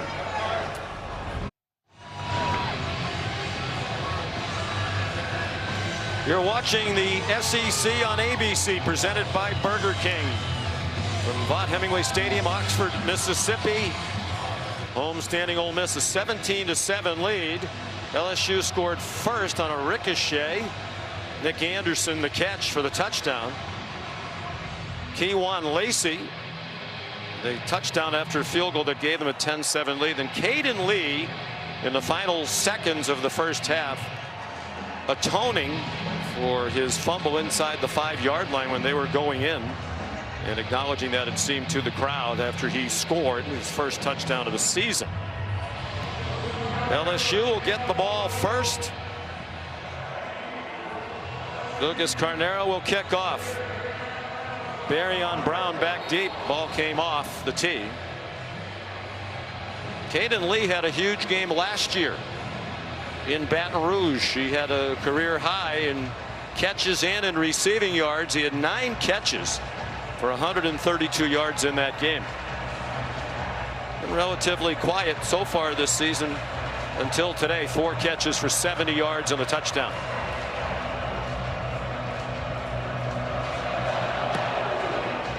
And that will be a touchback. Let's take a look at our high-speed highlights, brought to you by T-Mobile 5G Home Internet. And so far, Nussmeier's been a little bit affected by a 3-man rush, drop 8. You should have all time to throw. Instead, he forces one into triple coverage. And he is just not seeing the field very well against that 3-man rush, drop 8. He's got to be better. And how do you get him to stop rushing just 3? You got to run him out of it. So at some point here, offensive coordinator Joe Sloan, they got to establish a little bit more balance by running the football. This 3-man rush has been problematic for Nussmeier. And they only ran the ball 9 times in the first half. 15 passes. They only had 1 possession of 5 plays. They had 6 possessions in the first half. None of them more than 5 plays. 5-play drive was their 70-yard touchdown, right? 50 of that on 1 play. They keep poo-pooing the struggles of the offense, but it's real. It is. Then they've got to find some balance. I mean, Nussmeier right now has missed some easy throws, but there haven't been a lot of easy throws out there. And I think the way that they can hopefully get a little bit more cushion is if they commit a little better to the run game. And after the 8-yard pass to Brown, it's a first down for Jawan Johnson. So what else can they do to get this going? I agree with you. I mean, if they're going to drop so many people in coverage, Ole Miss, you have to run the football. Have to. You got to run them out of it. And I think that is going to be a big part of the point of emphasis on this opening drive, is to just try to establish a little rhythm in the ground game. 1st and 10. The minute gone by in the second half. Nussmeier sacked back inside the 30-yard line by Will Eccles. The first sack of the day for Ole Miss. Well, second half, much like the first. What is it? A 3-man rush. Eccles and 2 of his friends getting a little twist up front. Eccles breaks through and drops Nussmeier. And Eccles, he's been a big surprise this year. They had really high hopes for him. And, man, I think he has played well above what anyone could have anticipated in his sophomore season. They had some holes to fill on defense for Pete Golding. Walter Nolan, a first-round pick in the middle of that defensive line from a year ago. J.J. Pegues was a late-round pick. Nussmeier retreating and throws it away. Cam Franklin, the pressure. Here's Molly. Well, LSU head coach Brian Kelly really frustrated at the half, admitting that he is frustrated with this offense. Said our defense was on the field for nearly 50 plays. Our offense only played 24. He said we need to play complementary football. Our offense is hanging out our defense to dry. He finished with our offense just needs to play better and then stormed off. So Brian Kelly at his wits' end with their offensive struggles, guys. Which includes an 0 for 4 on third down today. And again, third and long yardage, a season-long problem. They rushed 3, drop 8. Nussmeier took the check down to Caleb Jackson. Well, last year when these two teams played, Nussmeier was not sacked at all, even though Ole Miss led the nation in sacks coming in. But Nussmeier, despite not being sacked, had his worst day from a passing percentage of his career. Matter of fact, the only game of his career that he was under 50% passing. 22 out of 51 for 43%. But last year, that was an elite defense for Ole Miss. Brian Kelly said that. Lane Kiffin said that. This defense for Ole Miss might be better than anticipated. Trey Wallace, the fair catch, with a 52-yard punt by Grant Chadwick.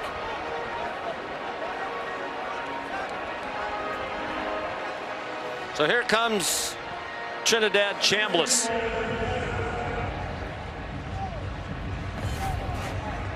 $15 for 25 for 193 and the touchdown. He still hasn't thrown an interception. And he rushed for 40 yards.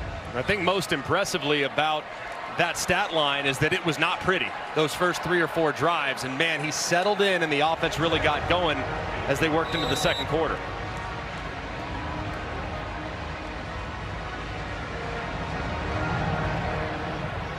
'23-year-old transfer from Ferris State, where he spent 3 years, was the starter for only 1 last year on a 14-1 national championship team. And what a year he had. Threw for 2,900 yards and 26 touchdowns, rushed for over 1,000 and 25 more scores. Put that in harm's way for Deuce Alexander, with P.J. Woodland in coverage. I thought it was interesting talking to Charlie Weiss. So when they looked at the tape from Ferris State, they also picked up a couple of plays that they have put into their playbooks. That it's a very well-coached team at Ferris. They've won 3 national championships in the last 4 years. They're 4-0 and #1 in D2 this year. He wouldn't tell us which plays, though. That's the problem. A toss to Kewan Lacey, a flag down. Jack Pyburn made the tackle. 10 penalties in the first half against the Rebels, their most in a half under Lane Kiffin.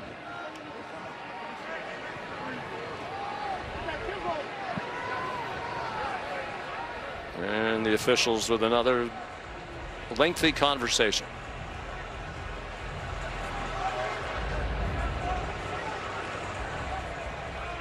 There is no foul for a block in the back. The contact was initiated on the side of the player. Third down.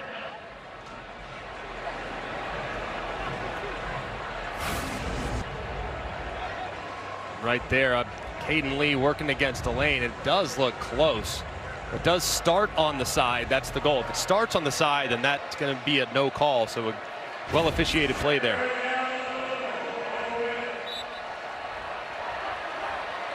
Third down and 11. Ole Miss 5 out of 10 on third down. 3 minutes gone by, second half.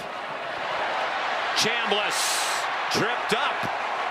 Did he get to the first down? It looks like he did, with about a half yard to spare.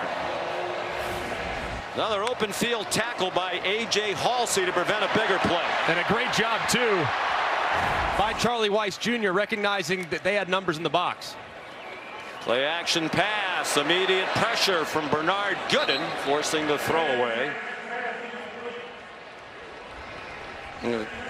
Ole Miss coaches talk about what a difference it is for Chambliss. I mean, last year playing at Ferris State, he was playing in front of about 5,000 people per game, sometimes fewer. There's a look at their home field. Top Taggart Field in Big Rapids, Michigan. Trees and empty seats in the background. Last week against Tulane, he played in front of 65,000. Week 4 last year against Rio Grande for Ferris, he played in front of 5,400, and that was homecoming. Yeah. So this is all new to him, but it hasn't flustered Trinidad Chambliss. If you look at the numbers, I mean, just 53,000 attended, but man, he's been up to the challenge. And Lane Kiffin said he's about as appreciative as he's ever had as a player, because knowing where he came from, what he has access to now, he's just happy to have free Gatorade, quote unquote. Yeah. Which is really happy cool. to be here. Really cool in this day and age. 2-yard rush for Chambliss, 3rd down and 8. They worked that top several times to Woodland. Now Halsey's on that hash, talk you out of it. Given a lot of time by the line, and the pass incomplete. Alexander had stopped, covered by P.J. Woodland. Well, Ferris State must also be a very outstanding academic institution, because our Matt Austin is a referee. Our referee is a graduate of Ferris State. What did you get your degree in, Matt? That would be marketing. That's the toughest major there is, Matt. It's a marketing major. I'm allowed to say that. Here's an Oscar Bird punt, a short one. Fair catch made by Xavion Thomas. Will be good field position for LSU. Just a 35-yard punt. Matt didn't offer his GPA. 10-point lead for Ole Miss at home. The National Championship Trophy is here, presented by Dr. Pepper. Of course, that is the standard at LSU. Lane Kiffin has great appreciation for Brian Kelly, but he also pointed out the previous 3 head coaches at LSU all won a national championship, and in year 4 expectations higher for the man they call BK. They do have Harlem Berry in the game. Why not? He's supposedly an explosive player. I know he's still learning the offense, but at a certain point, handing the ball and see if he gets something going on the run. Yeah, get it going. I mean, anything. Just commit to the run game on this drive. Just give us one drive where you are super committed to the run game. Harlem Berry's an issue in pass protection. Who cares? Just hand it to him. Let's see what he does with it. 5-yard gain for Berry, true freshman out of New Orleans, the Gatorade Louisiana Player of the Year last year, and rated by many recruiting services the #1 running back in the country.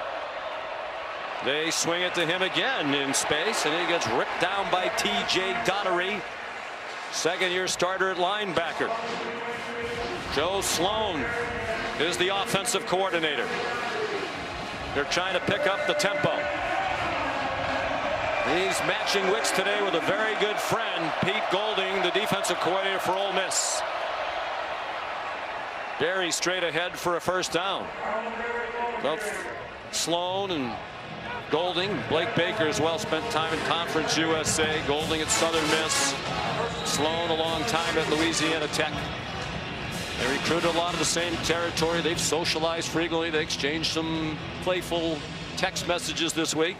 He said all the time in the recruiting battles down in Louisiana, they logged a lot of hours together. Paul Mubenga, the left guard, is down on the field for LSU. News here in Oxford. Jackson Dart, former Ole Miss Rebel. Paul Mubenga injured on the play.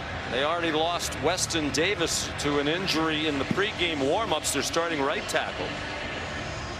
Mubenga started every game at left guard.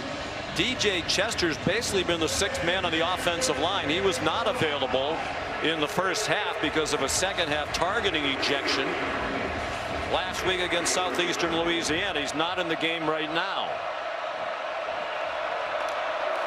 Cohen Eccles is in at left guard. Barryon Brown to the 39-yard line. T.J. Donnery the tackle. They're without Aaron Anderson. See the brace on his elbow. We were also told by Molly he has a bit of a knee issue, so that's a huge loss. Their leading receiver last season and this. He caught the touchdown, 23 yards from Nussmeier last year against Ole Miss in Baton Rouge with 27 seconds to go to force overtime. And the Tigers won it. Nussmeier to Lacey.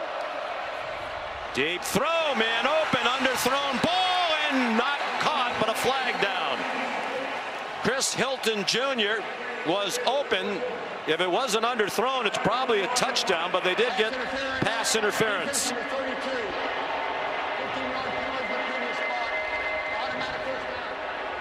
Well, that's a big development because in college football it's only 15 yards from the line of scrimmage. And that's just a poorly thrown ball by Nussmeier. I mean, that's a throw a year ago he's making with his eyes closed. It's not difficult. It's one-on-one. Your receiver's 5 or 6 steps behind the defender. You got to get it to the back of the end zone and let him catch a touchdown. It just consistency with this accuracy has not been there this year. Whether it's the ab injury or this time, he's got to be tighter on the downfield accuracy. Chris Graves Jr. called for the penalty, the walk-off inside the 25-yard line. The freshman Berry gets stopped at the line of scrimmage by Will Eccles.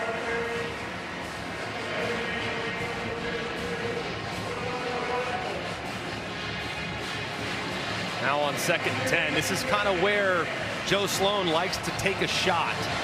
They run it on 1st down. This is where they try to kind of push it downfield. So keep an eye on their red zone weapon. That's number 14, Trades Green. He'd be the guy that they probably want to look at. He's lined up here on the end of the line of scrimmage. 6th play of this possession, the most they've had on any drive today. They shift into the pistol, the play clock at 2. Berry. Lane Kiffin in the crowd screaming for a holding call. Lane's halfway out to the numbers. Sage Ryan made the tackle. Last 4 years for him at LSU. Well, 3rd down.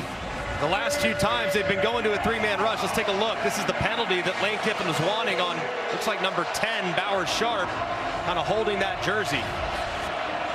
We've seen that 3-man rush multiple times from Ole Miss. Will they do that 3-man rush again? See if they can compress the pocket and make Nussmeier uncomfortable. The Ole Miss coaches said they've been calling defenses this season to protect the secondary. Then they do rush 3 again. Nussmeier checks it down. Xavion Thomas has a long way to go to get to the marker, and he doesn't get close. 2-yard gain.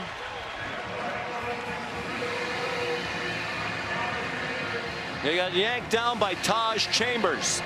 That was a great tackle by Chambers in pursuit. Thomas so explosive and hard to bring down in space, and the fact that Chambers could chase him down was a big play. So here comes Damian Ramos. Excellent kicker. 51 career field goals, is 4th in school history, 10 shy of the record. This is a 39-yarder. He's made his last 5.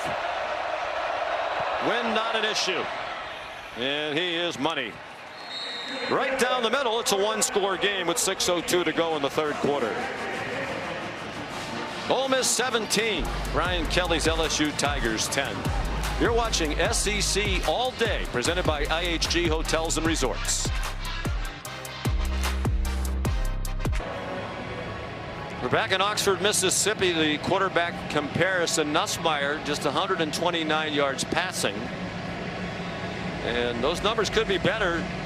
The underthrown ball to Hilton cost them a likely touchdown. They settled for a field goal. They have been good at drawing pass interferences against their opponents. That was the 10th, which leads the country. Not really what you want to hang your hat on offense. Time now for our All-State Good Hands play, and it's Trinidad Chambliss. He's been great manipulating defenders. Look at him work his eyes, move Weeks out of the box, comes right back. Hits right on the middle for a 3rd down conversion, but also his legs are so dangerous. You overrush the quarterback with a guy that's dynamic, he can make you pay. That's exactly what happens that time. Weeks rushes too far upfield, and Chambliss takes off for another big play. And he's really seeing the field well these last couple quarters. And on downfield throws in particular, he picks up where he left off last week. Been very accurate.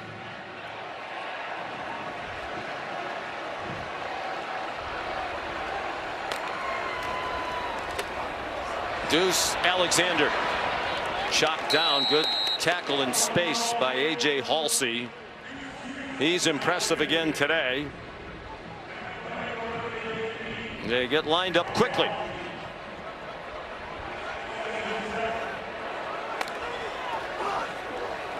They lined up Alexander in the backfield that time. Here's the first catch of the day for Caleb Odom, one of their tight ends.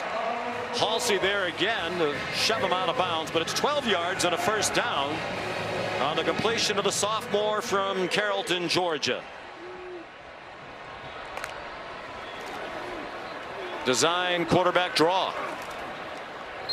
The intermittent tempo is interesting. It was interesting speaking to Blake Baker yesterday. He said sometimes they go fast, and when they slow down, oftentimes it's because they are trying to steal, they being Ole Miss, the defensive signals. So Blake Baker said they changed their signals this week. Most of them are just one word, because in this day and age in college football, you have to line up fast. Lacey in trouble and wrestled down behind the line of scrimmage. Jamari Butler made the play. Now there are those talented transfers from Nebraska after 5 years as a Cornhusker. He's in his first year here. And this is a big down right now for LSU's defense, and it needs to be Harold Perkins for Blake Baker. He's the guy on third down that needs to make a play, and so far he's been pretty quiet throughout the afternoon. They haven't called his name much. Kind of a tentative four-man rush. And Winston Watkins the catch for a first down. He beat Mansour Delane in coverage. And a great job here, man. Zone coverage, you see a lot of space there to allow Watkins to kind of sit down on the curl, and the defender's late to close. Looked like Perkins was a spy on that play. Really not rushing, seemingly concerned with the chanceless run game. Keywan Lacey, the ball carrier.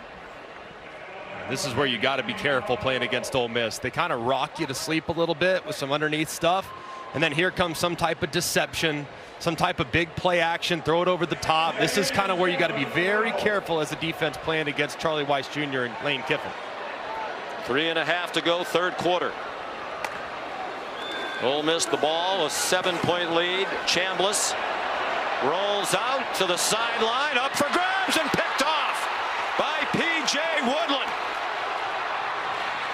No flags on this one, and Woodland brings it back into Rebel territory.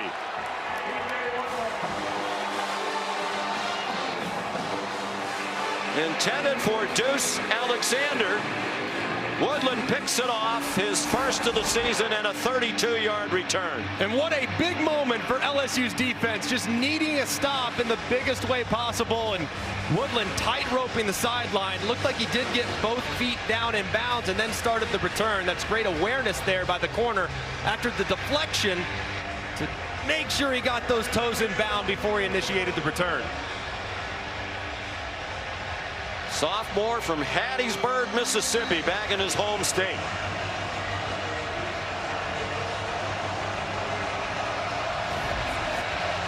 They had a pick six called back for pass interference on a good call in the first half. Now they set up the offense in plus territory. Jawan Johnson back in. And they got stacked up after a gain of 1. This is the best starting field position of the day for LSU. It is imperative here. LSU has done a great job all season long in takeaways, creating problems in the back end defensively for the opposing offense. But their offense, you got to pay this off. I mean, you have to pay this off. The morale is at stake if you don't pay this off after the sudden change. Of course, 5 of those interceptions for Brian Kelly's defense came in the one game against Florida and Baton Rouge. They picked off DJ Lagway 5 times. Nussmeier, good throw there. And Barryon Brown with the catch at the 31-yard line. 15 yards. And another first down for the Tigers. And this was a great throw. That's the Garrett Nussmeier we know. Tight spiral, drove right between 2 defenders. That was an accurate throw on time. That was probably the best throw he's made today. There's a touchdown pass today. He's had at least one in 18 of his 19 career starts. Throwing that one up for grabs. A diving attempt made by Xavier Thomas. Ricky Fletcher had the coverage, Molly. Well, LSU head coach Brian Kelly just singled out his offensive line on the sideline. He got after them saying, we have to protect better up front. We have to. You have no choice but to fight back. He told them injuries not an excuse, as another starter, this time left guard Paul Mabenga, questionable to return with a left ankle injury. Remember, their starting right tackle Weston Davis also out right now with injury. And Molly, I don't blame him for challenging him. Ole Miss is applying pressure with the three-man rush. That just can't happen. Out wide, and Kyle Parker ran into the back of his own man. Bauer Sharp, the tight end, trying to block. No gain. Here's another third down and long. 3rd and 10. And Pete Golding has not been aggressive today. He has not really seen much pressure. It's really been that three-man rush, drop 8. But here, right on the fringe of field goal range, I can't imagine he dials up the pressure, but if you're ever going to, this would probably be the spot on the field, try and knock him out of field goal range with the sack. It's looking like three-man rush again, and why wouldn't you with how it's been effective so far? 1 out of 7 on 3rd down. And again, pressure with 3 men. Nussmeier running out of time, and it's incomplete, intended for Parker.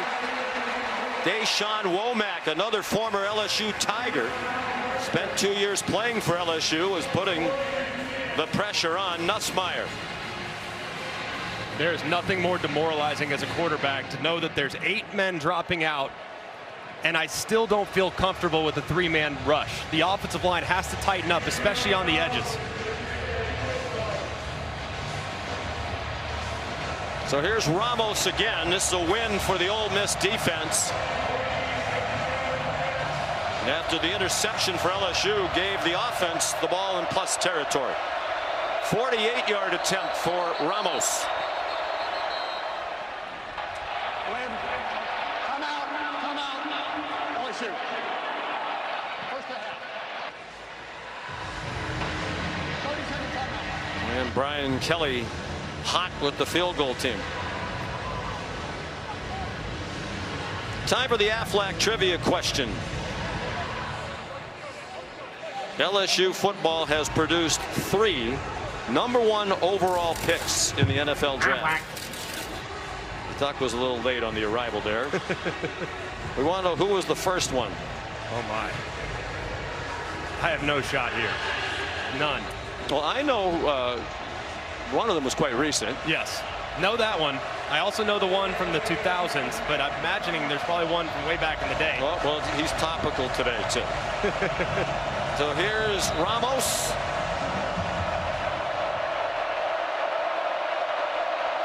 Again, virtually no breeze. And that one, little Greg McElroy fade, but still good. Mine's a controlled slice.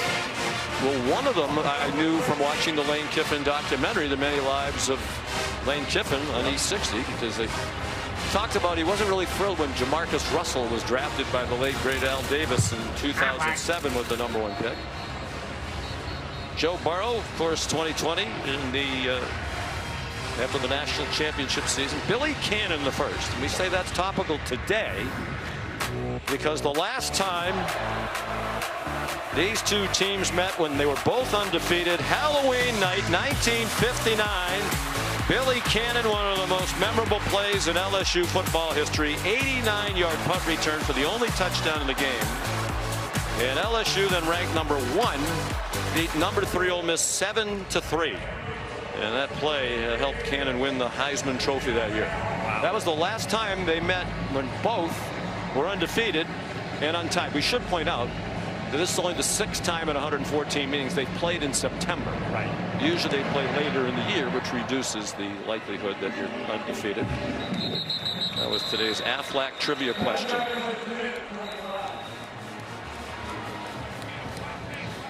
Aaron Burrell, the touchback.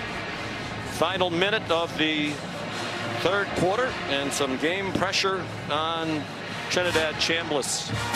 You know, we saw the 2 games that Austin Simmons started, the first 2 of the year. We did the game at Kentucky where he got hurt.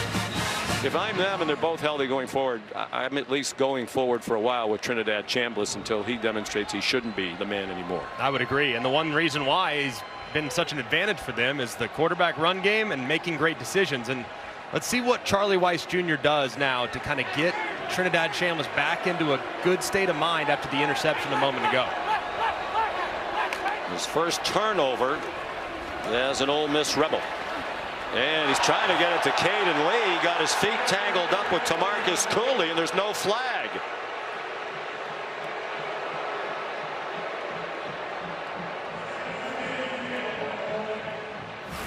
Like the throw was high too as Lee was trying to work across, and that right hand, yeah, did kind of get down and around the hip area.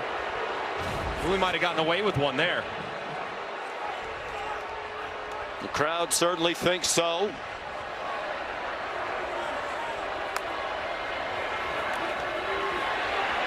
Chambliss running away from West Weeks and throws, and a nice catch on a ball thrown behind him by Daquan Wright.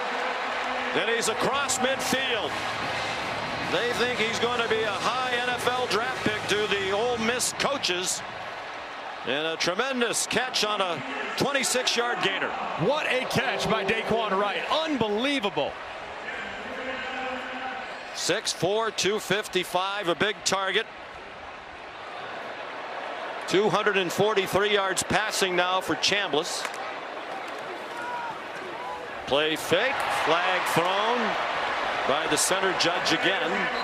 Caden Lee another catch. Harold Perkins the tackle, but what's the flag? LSU folks signaling that it's against Ole Miss.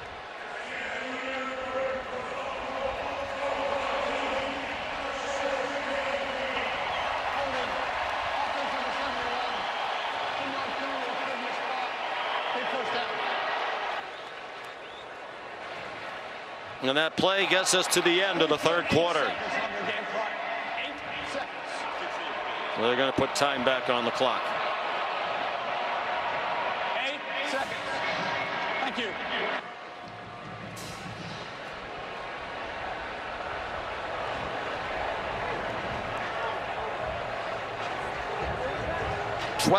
Ole Miss penalties. Now for 94 yards. That wiped out a good play. Brings the ball back to their own 41.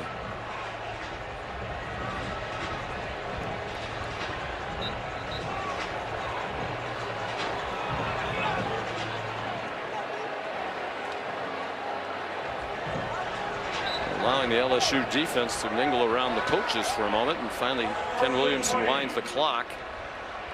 They don't have to snap it again, and they do not. Can we have those 8 seconds of our lives back? Time is a valuable resource, and that was not well spent. Terrific catch by Daquan Wright. ESPN's presentation of college football on ABC will return after this message and a word from our ABC stations.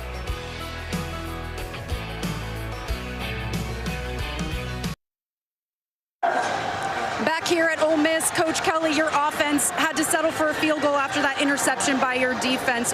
What do you attribute those struggles to on offense? Well, we're not executing at the highest level, and they're playing good defense. Yeah, we got 3 points on the board. You want 7. But, you know, we got ourselves back in this game. It's a one-score game. It's a fourth quarter on the road. Best team's going to win in the fourth quarter. What's the key for your defense here?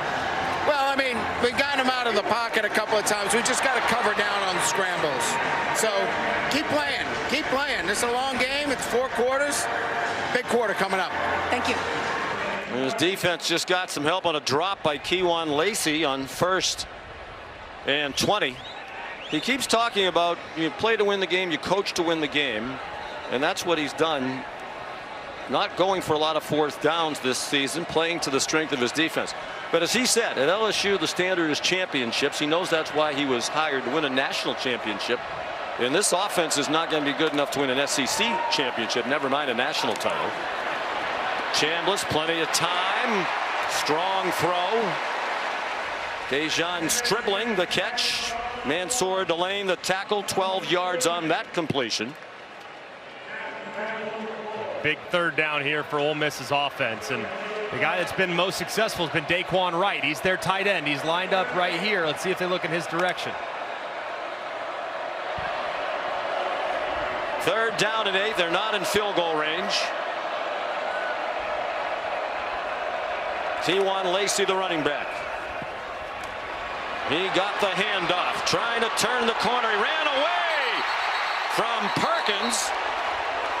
And to Marcus Cooley. There's a flag down. It's a 1st down. If the play stands, they overcame a 2nd down and 20. Caleb Odom, one of their tight ends, is still down on the field. Holding offense number 1.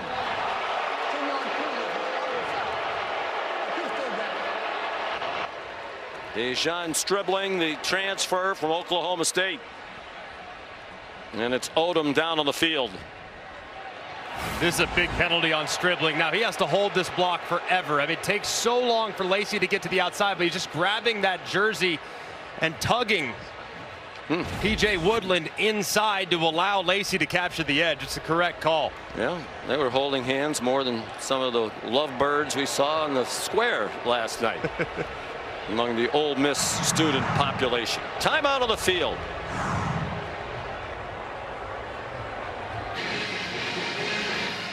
Well, great SEC action continues here on ABC. When we're finished here in Oxford, we go to Athens. Gunnar Stockton and number 5 Georgia hosting 17th ranked Alabama. Georgia just 1-6 under Kirby Smart against the Tide. First time that they've hosted them between the hedges. That one win wasn't a national championship game. On 3rd and long, Chambliss, a beautiful throw. And a diving catch by Wallace for the 1st down. On 3rd down and 14, they got 18. That is a big-time throw by Chambliss. And how about the catch by Wallace? Amazing execution. He's had a terrific first year here at Ole Miss as Wallace felt he was underutilized at Penn State. Chambliss, sharp, Odom, another 1st down, and they're in field goal range. But they want the 7. This throw is off the charts. Anticipates it, threads the needle between a few defenders. Just can't throw it much better than that on 3rd and long. They have a wide open Lacey in the flat. He's down just shy of the 15-yard line. 8 more. They're on the move against Coach Baker's defense. And that's just Trinidad Chambliss showing his maturity there. I mean, started to the right. They called a deep shot off a pump action. Didn't like it. It was well covered by LSU. You get all the way back to your check down outlet. He does so beautifully to turn what was a lost play into a gain. Huge difference here between a field goal and a touchdown. They love Daquan Wright down here. He goes in motion. Leading the way for Kewan Lacey. Kewan Lacey getting pushed and driving himself just shy of the goal line.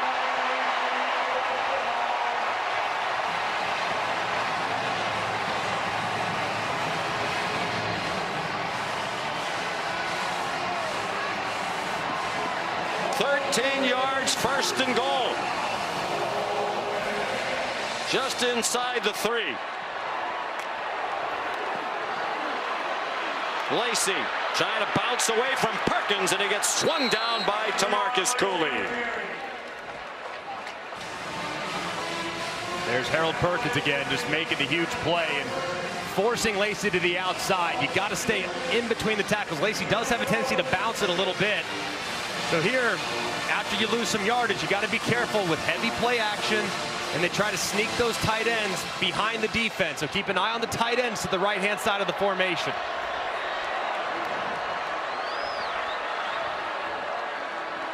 The 11th play of the drive. Looked like that was what's called, but there's 2 safeties back deep defending the pass. Probably going to adjust to a run here. Logan Diggs, the running back, straight ahead, touchdown.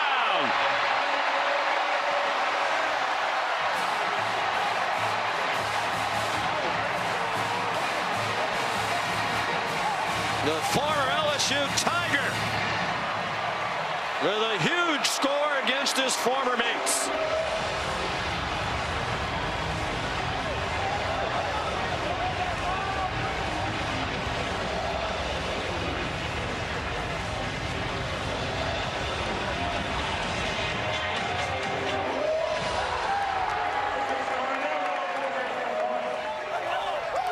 Big time drive, 75 yards and 11 plays. And Diggs his third rushing touchdown for Lane Kiffin. Tarnero's point has made it an 11-point advantage. And the Rebels are feeling it. Upset-minded against these LSU Tigers, right to the top 5. The push, the relentless effort by the entire offense leads to Diggs just a moment ago, punching it in to make it an 11-point game.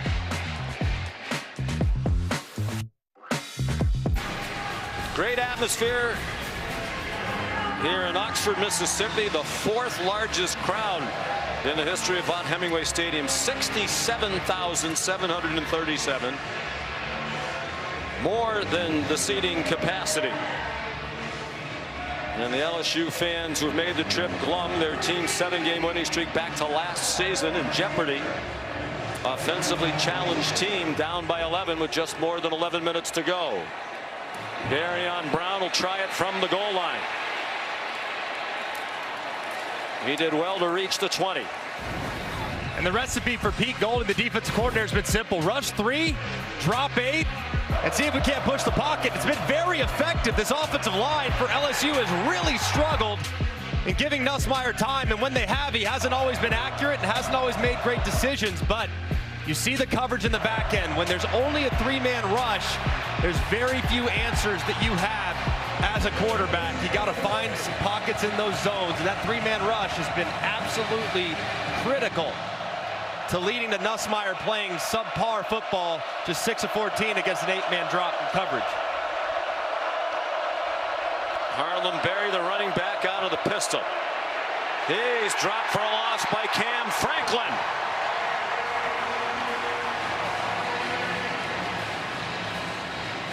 And against that defense, Greg, the lack of a running threat from Nussmeier really hurts, because you could run the ball with design quarterback runs if they're going to drop 8 all day.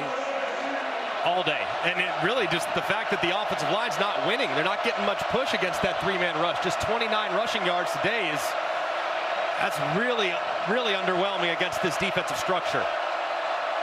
2nd and 12. Brown the motion man. They're without Aaron Anderson, their top receiver. Kyle Parker the catch. Ricky Fletcher knocked him out of bounds. They still need 2 more on 3rd down. Brian Kelly said they hope for about 130 to 160 rushing yards per game. They know it's not going to be as much as a lot of other teams that run the quarterback a lot, because they're not going to get rushing yards. But they have 29 rush yards today. Johnson gets the 1st down. Under 10 minutes to go. That was really one of the first times today where it looked like the yellow helmets really moved the powder blue helmets 3 or 4 yards downfield. And there has not been much surge. You got to give tremendous credit to the defensive line of the Rebels up to this point. They haven't been aided by blitzes. They've just won up front, and they're why they have the lead right now. Playing without Caden Durham, their leading rusher, and he's had a tough time getting going this season as well. Nussmeier on target to Nick Anderson. To the Rebel 45-yard line. Kapenna Gushigan made the tackle, a transfer from Washington State. 21 yards on the play. I think that's where Nussmeier is going to have to continue to try to attack the middle of the field. If Ole Miss is going to play with split safeties, 2 safeties on the hashes, you can attack that middle zone right between the hash. You got to continue to try to pound that area of the field. 2nd catch for Anderson. His only other one was their touchdown to start the game. That's deep, and it is incomplete. Trying to get it to Chris Hilton with Ricky Fletcher in coverage.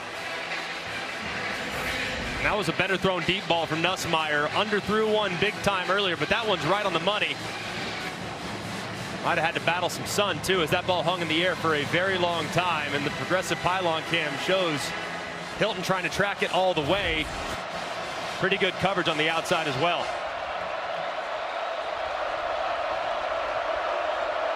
Caleb Jackson in at running back.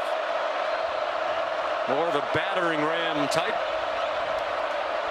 He's wide open in the flat, and he dropped the ball.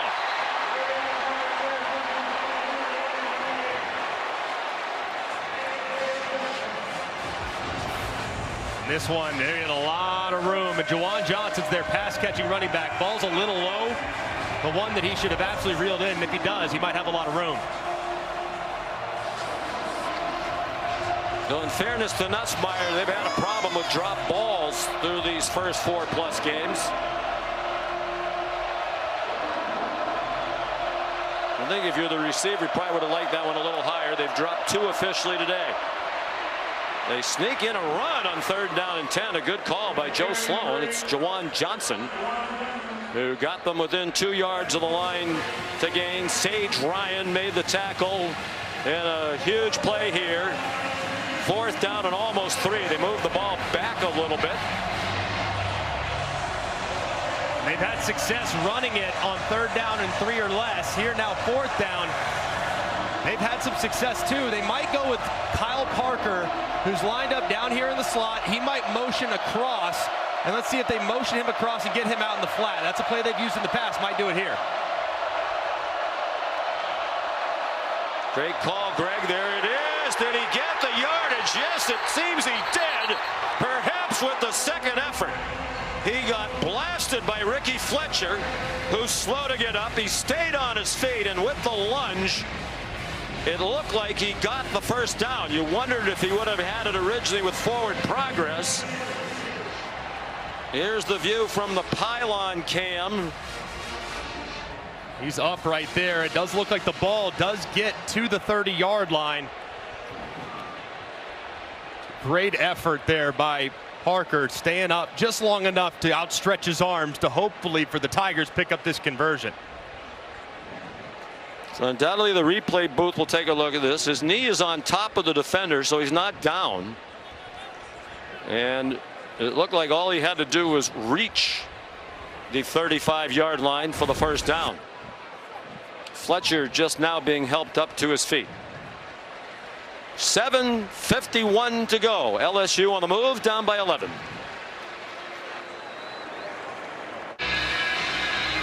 You see the red marker at the bottom of your picture. You need to get just to the front of that 35-yard line, and he did. Confirmed to be a 1st down for LSU. 9th play of their drive, down by 11. Another 3-man rush. Nussmeier throws, caught far sideline. Bauer Sharp, the tight end. Close to the 1st down. They're going to give him 9, shoved out by Antonio Kite. The protection last few plays much better from this LSU offensive line. That 3-man rush is no longer getting home. It's giving Nussmeier plenty of time to survey the field.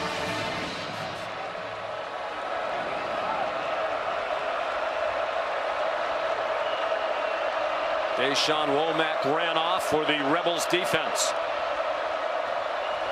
Nussmeier up for grabs again, and incomplete. Trying to get it to Barryon Brown. Chris Graves Jr. had the coverage. Part of that new secondary. Not only did they lose Trey Amos to the 2nd round, but they lost a lot of veteran defenders from a year ago who were very good college players. Yeah, a little hand fighting there, and probably could have called one there on Graves. It looked like he had that left hand up kind of around the shoulder pad of Brown.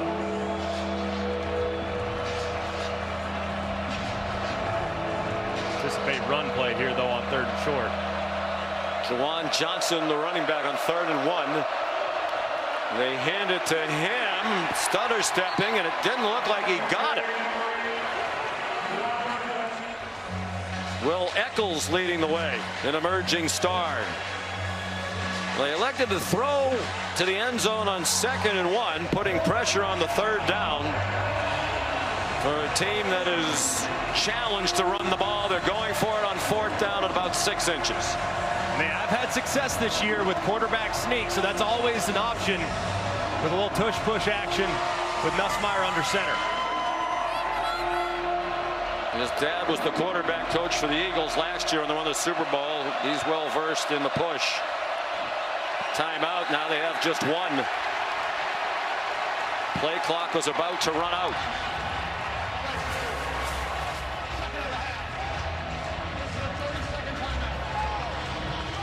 And Brian Kelly letting Nussmeier have it. Didn't want to use the timeout. Now only one. Well, the play clock was about to run out. Looked like two. There was going to be a defensive player right over the center too, so that makes quarterback sneak very, very difficult. Lane Kiffin knew just how big that moment was. That those timeouts are like gold, especially when playing from behind. He knows just how big that moment was. Sloan on the other side, just what are you doing?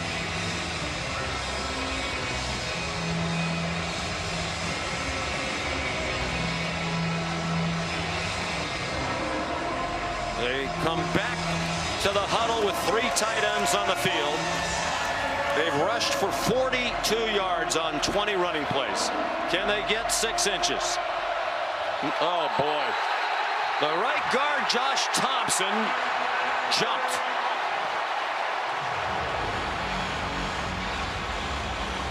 Now do you kick the field goal and make it a 1-score game? Probably so. I mean, that's probably the direction I'd head.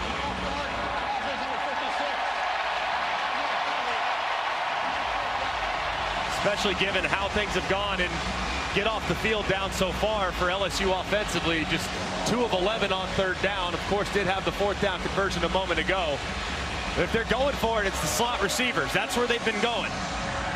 So whether it's Parker on the bottom or Xavier Thomas at the top, more than likely that's the direction they're going to be looking. Biggest play of the game. Man coverage with the linebacker running out there with the running back. They went empty. It's a 3-man rush. A quick pass and a 1st down to Kyle Parker. Trying to fill the void in the absence of Aaron Anderson. Now with an elbow injury and a leg injury. 11 yards on 4th down and just more than 5. And they go with tempo. Under 6 minutes to go. Another shot into single coverage and another overthrown ball in the direction of Xavier Thomas. Chris Graves had the coverage.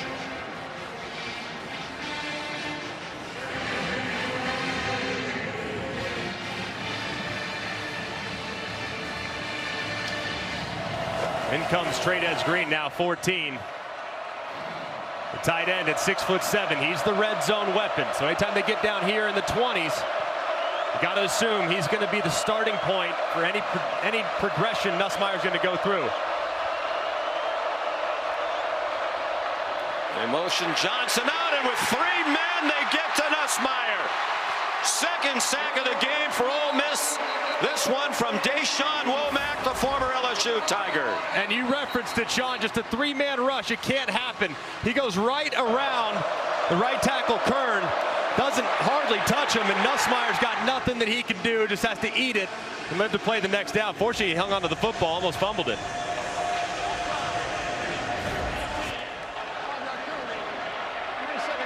Womack's a junior from Baltimore. What a break. It looks like they called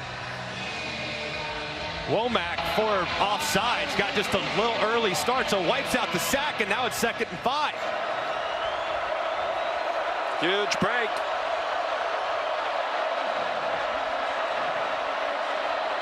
We're trying to add time to the clock. It's so loud here. I'm not sure the scoreboard operator, the clock operator, heard it. Now he or she has.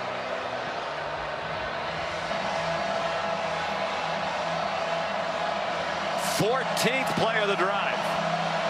They've had it for nearly 5.5 minutes. Harlem Berry inside the 6-yard line.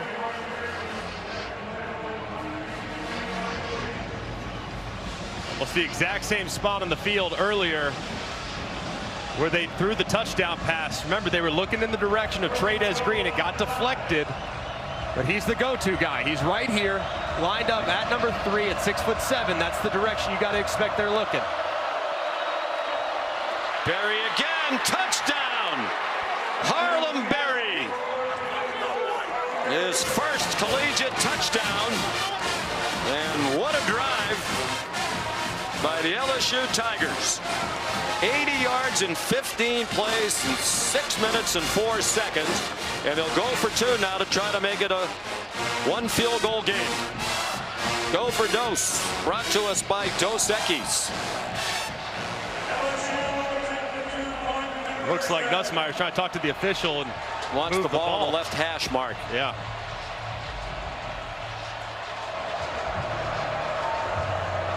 And they will move the ball over there. Harlem Berry, 5-star recruits. You know, if he's still learning, just run the plays he knows. He definitely has some juice. You can see it on display there in a big way. They're doing it without 2 of their starting offensive linemen. Jawan Johnson shifts to the backfield. My goodness. They hand him the ball back at the 8-yard line. That is a perplexing call. Suntarian Perkins made the tackle. You can't run the ball and you run a very slow design running play. And you got to give some credit. The guy that just got beat a moment ago on the sack on the AT&T connected cam, he gets a big old move, gets a piece of 2 defenders, and Berry goes right behind him. It's a good play, good bounce back from the right side of that offensive line.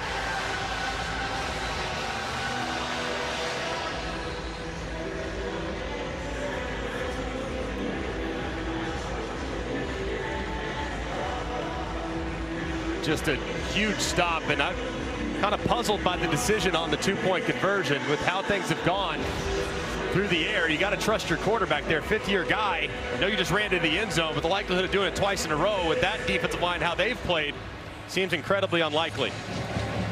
Just going for the element of surprise. They weren't surprised on that Ole Miss defense. So 5:04 to go. LSU down by 5. With just 1 timeout and the 2-minute stoppage. Another bomb by Aaron Burrell. Here's Kevin Nagandi. Showing Mississippi State. And we got a great one tonight in Athens. Ryan Williams coming off a career last game time we year. saw him, 5 for 165. He's the key tonight for that offense. We'll get you ready. Georgia, Alabama, prime time on ABC. Back to you, Sean. What? Great day of college football. 4 ranked SEC teams in these back-to-back games.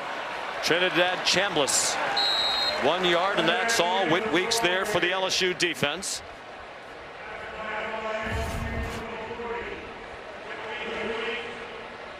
Numbers alarming. Just amazing what they've been able to do against this elite defense, but especially on 3rd down. And that's been so critical. The way Chambliss has been able to deliver the ball in tight coverage and just keep the chains moving. A big edge in the yardage. The 14 penalties for 109 yards have really hurt Ole Miss. Their -1 is Ole Miss in the turnover margin. Usually they go fast, but they'll go slowly here with the lead. Chambliss, lots of running room, and he slides down. They'll spot it at the 37-yard line with a first down, an 11-yard run. And so much, you cannot overrun the quarterback. It just allows way too much room for Chambliss. The entire right side of the LSU defense gets pushed upfield, which allows plenty of space for Chambliss to take off. And he will kill you with his legs if you're too aggressive with your pass rush.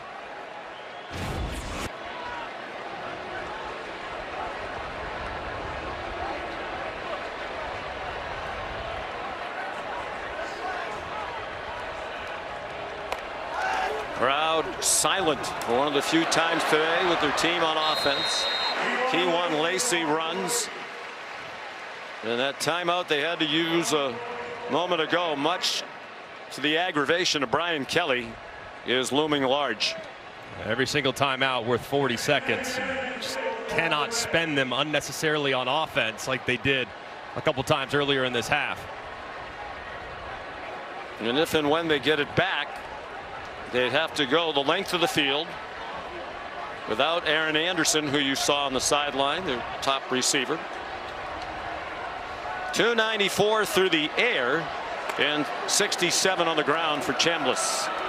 Lacey almost off to the races. Another touchdown saving tackle by A.J. Halsey, the senior from Houston, Texas. 17 yards for Lacey. And the run game's all about numbers. You got 3 guys, means you got 3 perfect blockers to the left-hand side. There's absolutely nothing you can do. There's short numbers. Ole Miss recognizes it, and they take it out the gate for another big play. Thank you. And Whit Weeks, the leader of their defense, preseason first team AP All-American, is the injured player, and his family understandably concerned. See, as he's going in, gets landed on there on the back. Just hate seeing that as he immediately grabs something in his lower leg. Such a great player.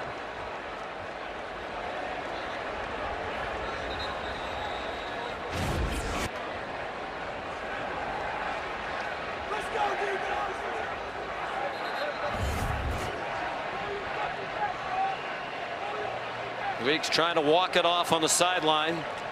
They'll have to play at least one play without their best defender. 20-year-old from Watkinsville, Georgia, near Athens, where his dad played, from the University of Georgia.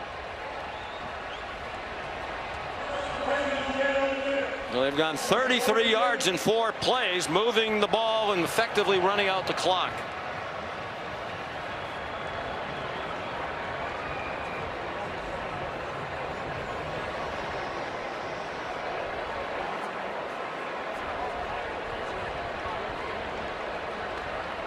Ole Miss will have to run another play before the 2-minute timeout. It'll be interesting to see if Brian Kelly uses that timeout shy of the 2-minute warning after this play. 2-minute stoppage. Kewan Lacey delivered a blow to Harold Perkins at the end of the run. Coach Kelly's not going to stop it, and that takes us to the 2-minute stoppage. 7-game winning streak for LSU in serious jeopardy. Ole Miss trying to run out the clock with a 5-point lead in front of a huge crowd.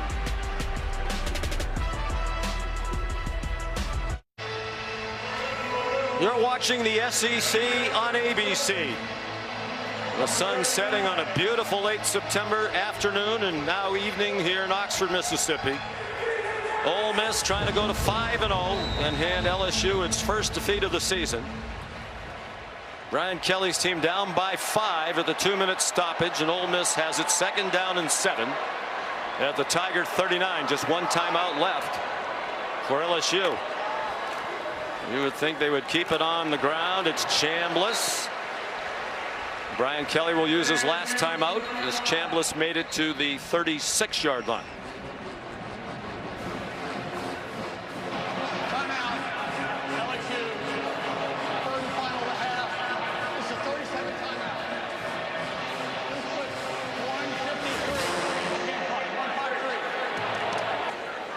Well, do you have, if you're Lane Kiffin, 2 downs to get 4 yards, or would you think about, if you don't get it, a long field goal with a great kicker to push the lead back to 8? I would feel much more comfortable at 8. I think you run the quarterback here with Trinidad Chambliss. You're already in field goal range at this point, assuming no significant lost yardage on this play. I think we see probably the exact same play we just saw a moment ago. Little read quarterback power with Chambliss working right to the middle of the defense.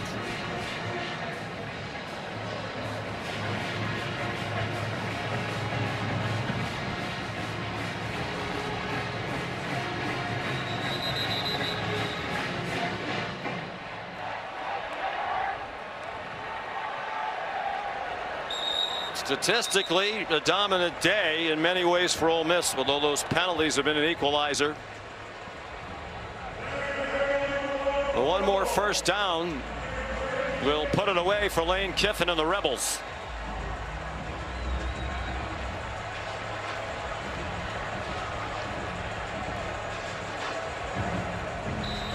They're 8 out of 15 on third down. It's another big edge they've had. LSU's just 2 for 11. You would think it would be Chambliss or Lacey again. Or Deuce Alexander in motion. He's a decoy. Chambliss stumbling as he tried to turn the corner. Did he go out of bounds? Yes, he did. Oh my goodness. Stops the clock with 1:47 to go.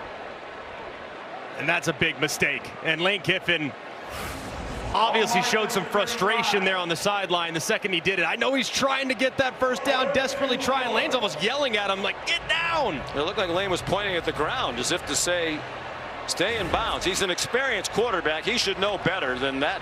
Started all year last year for Ferris State. Well, no field goal. The offense is still on the field. It's set up to be a direct snap to Kewan Lacey.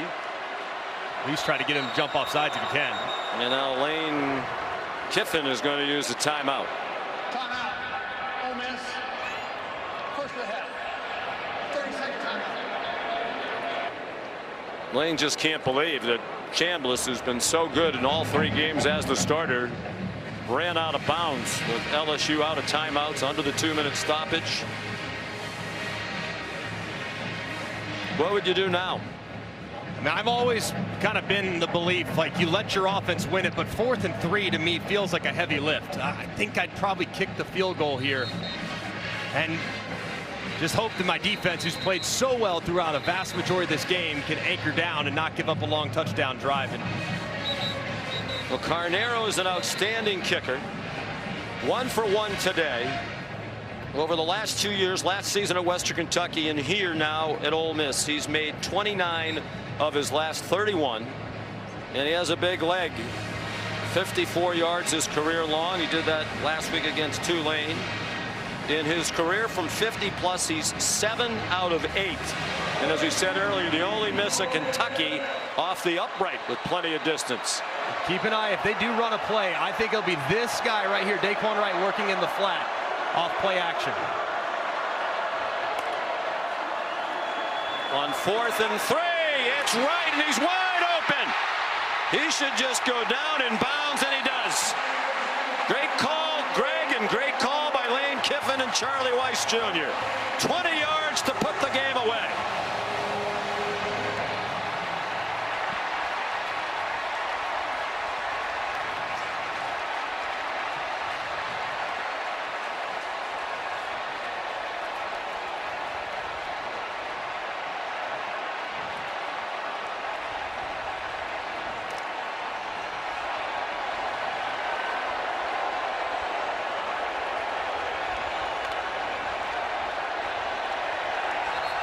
Chambliss takes a knee.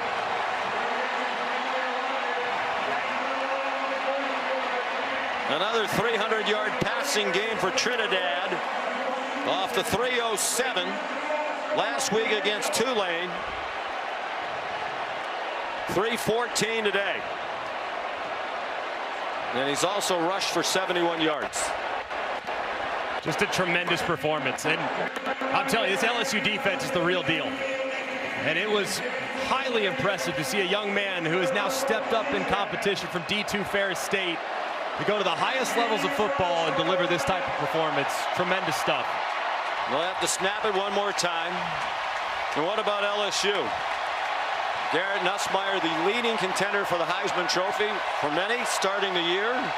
He hasn't been very good, but it's a new offensive line. They lost 4 starters. They can't run the ball.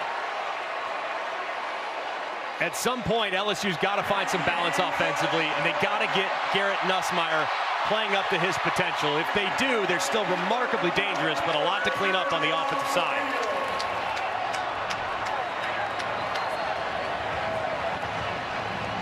Lane Kiffin and Brian Kelly know each other well.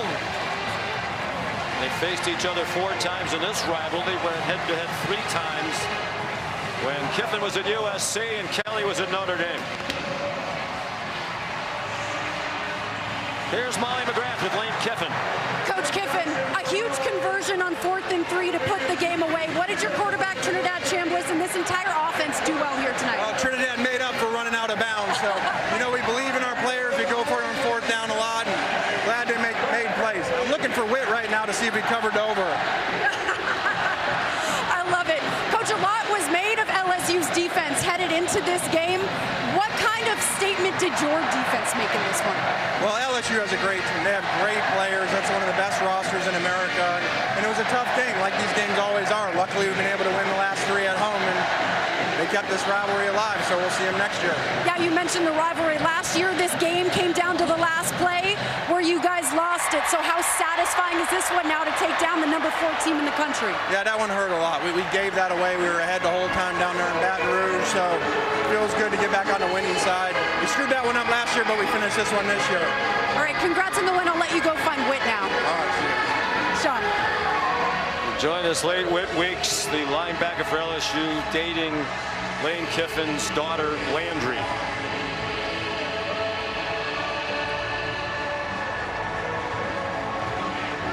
They'll party all night. They're one of the great party college towns in America, where Lane Kiffin continues to build a powerhouse. They beat LSU 24-19.